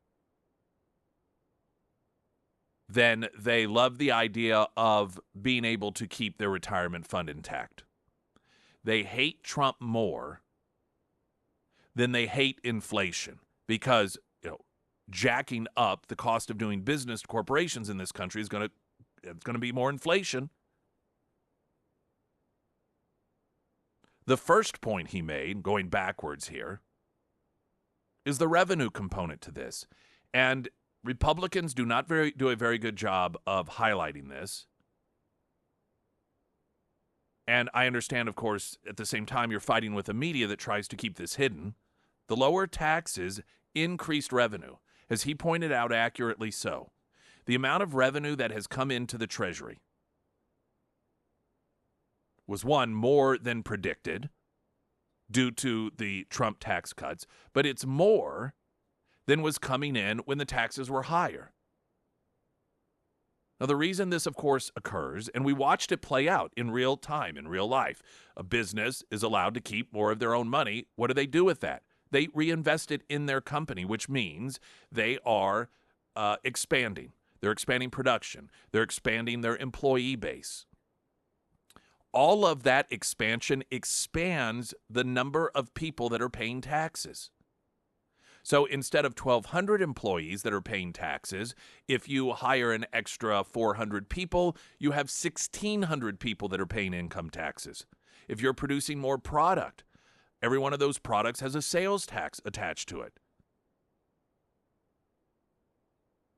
This isn't theoretical. This is what happens. So anytime they talk about, the tax cuts and that's causing the deficit, that is not what causes the deficit. The actual result of it regarding the deficit is that the deficit isn't as bad as it would be because more revenue is coming in. The problem, of course, is spending, and that is on Republicans just as much as Democrats. But the presentation that somehow these tax cuts are responsible for the deficit or, quote, cost us something, they give us a surplus, relatively speaking, to higher taxes. And again, that's just real. That is what has happened over and over and over again. So Kamala Harris will decrease the amount of money coming into the Treasury. The spending certainly isn't going to slow down. So we're going to massively spike the deficit and the debt.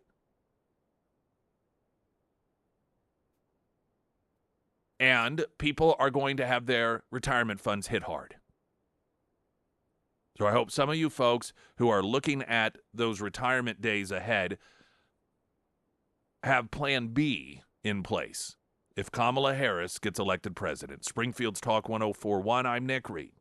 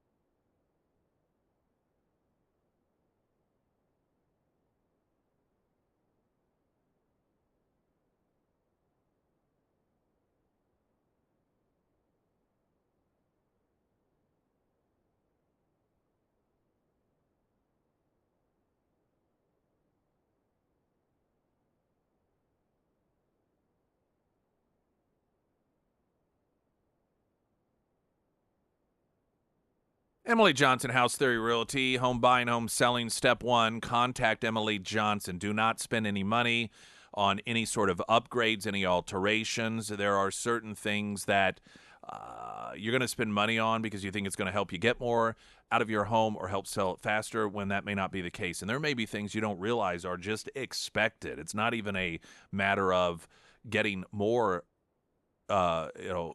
back in terms of a return, but that it's just an expectation that this be updated, this be up to date. That's what she's going to be able to tell you. So you don't want to go into it spending money on upgrades for things that you're going to find out were a waste of your money before you do anything at all. If you're thinking about selling your home, Emily Johnson, House Theory Realty.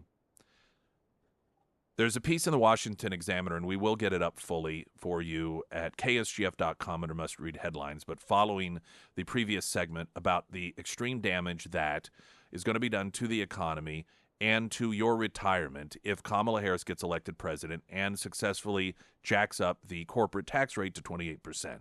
Harris' plan, this is a Washington Examiner piece, to cap prescription drugs cost is going to increase premiums. And of course it will. Now, this is a very, like so many other things, people are easily manipulated and hooked into the promise of cheaper things. Oh, don't worry. When has government ever ultimately long-term made things cheaper and better by getting involved? The answer is never. Every product that exists out there that government doesn't have its thumb in decreases in cost as time goes on. And the technology advances. You look at electronics, for example. You look at cell phones are a perfect example. The technology is constantly advancing. And what you can get today for a price that didn't even exist back 10 years ago or 20 years ago. When government does not say, we're going to get involved in this and make it better for people, products become cheaper, in terms of cost, and the quality increases. When government gets involved, the opposite happens, and medicine is one of those areas.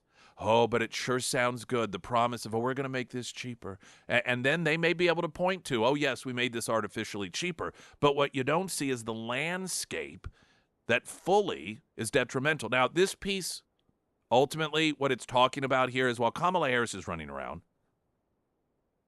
and saying that we're going to force all insurance companies, that this whole thing, they're going to have to cover, to where you don't pay any more than this for prescription drugs. Okay, insurance companies, like every other business, there is a cost to doing business. And if they are forced artificially by government in order to cover more, that's going to come from somewhere, and it's going to be premiums. This is why premiums continue to go up year after year after year after year, because the government keeps getting involved and saying, well, now you got to cover this. Now you have to cover that, not to mention just the overall cost of medicine because of government involvement. So while they are putting a quarter in one pocket, they're taking $10 out of your other. And I know that it will not stop people from choosing to live in a land of delusion in order to get a moment of satisfaction and believing, oh, they're going to make this cheaper and better for me, I'm going to vote for them. How many times do you have to be fooled?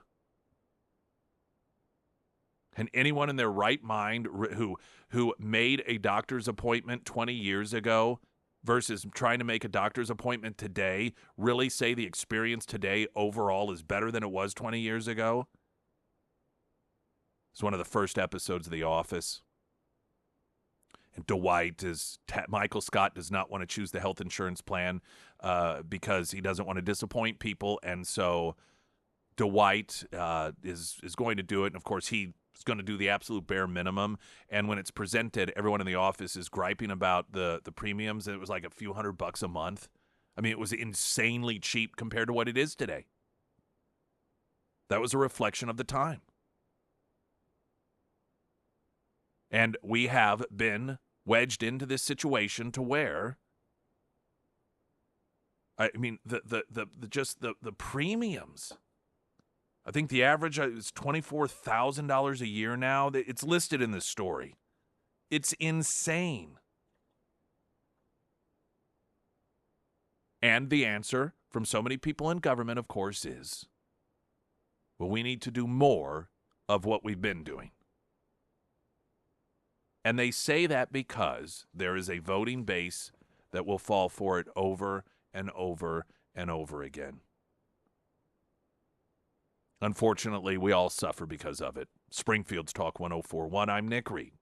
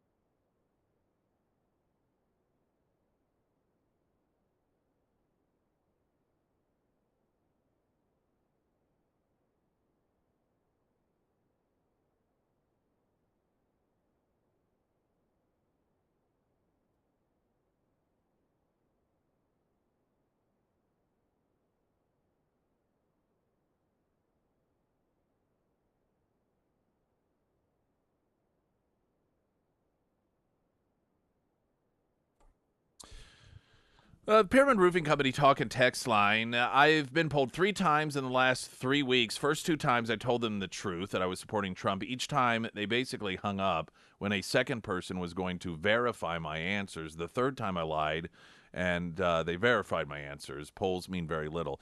I read that in order to lead into this Just the News piece. And again, I'm not going to go fully through it because it's a bit detailed and time constraints, but we will get it.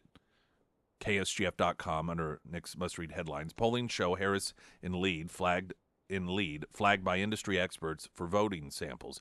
And this piece is essentially talking about how increasingly there are industry experts that are saying something is not right here with these polls for a number of different reasons, and they go into it. Some of it they note it's the polling sampling they're doing, that they are weighting it towards Democrats. But what they are also finding is increasingly these outfits that are providing the polls that show Harris up are also hiding their methodology. That generally speaking, when a poll is done and it's presented, they will give an explanation. Here's what we did, and here's any sort of weighting that we did one way or another, so forth. And that increasingly they're finding that many of these polls that are looking positive for Harris, that they're hiding that information, that they're not being transparent by it. So the combination of the evaluation by experts in the industry, they see the combination of an erroneous weighting towards the Democrats, weighting the polling, along with an increasing number that are not showing how it is that they're doing this with any sort of weighting, they're just red flags that seem as if something is being hidden here potentially. And I think most of us would not be surprised if this is in fact the case. There's a study that was done showing that Kamala Harris has gotten 84% positive coverage from the media. It's a shock. While at the same time, they produced 89% negative coverage of Trump. Well, of course, they're campaigning for Kamala. And I would venture to say the small portion of negative coverage that she's gotten is just them pointing out that she will not sit down and do an actual interview with them, that she's not asking any meaningful questions, that is what was being considered in the study as negative coverage. But when you have the media that is giving one candidate 89% or 84% positive coverage while the other candidate 89% negative coverage, that's called rigging. That's rigging the election. Glenn Beck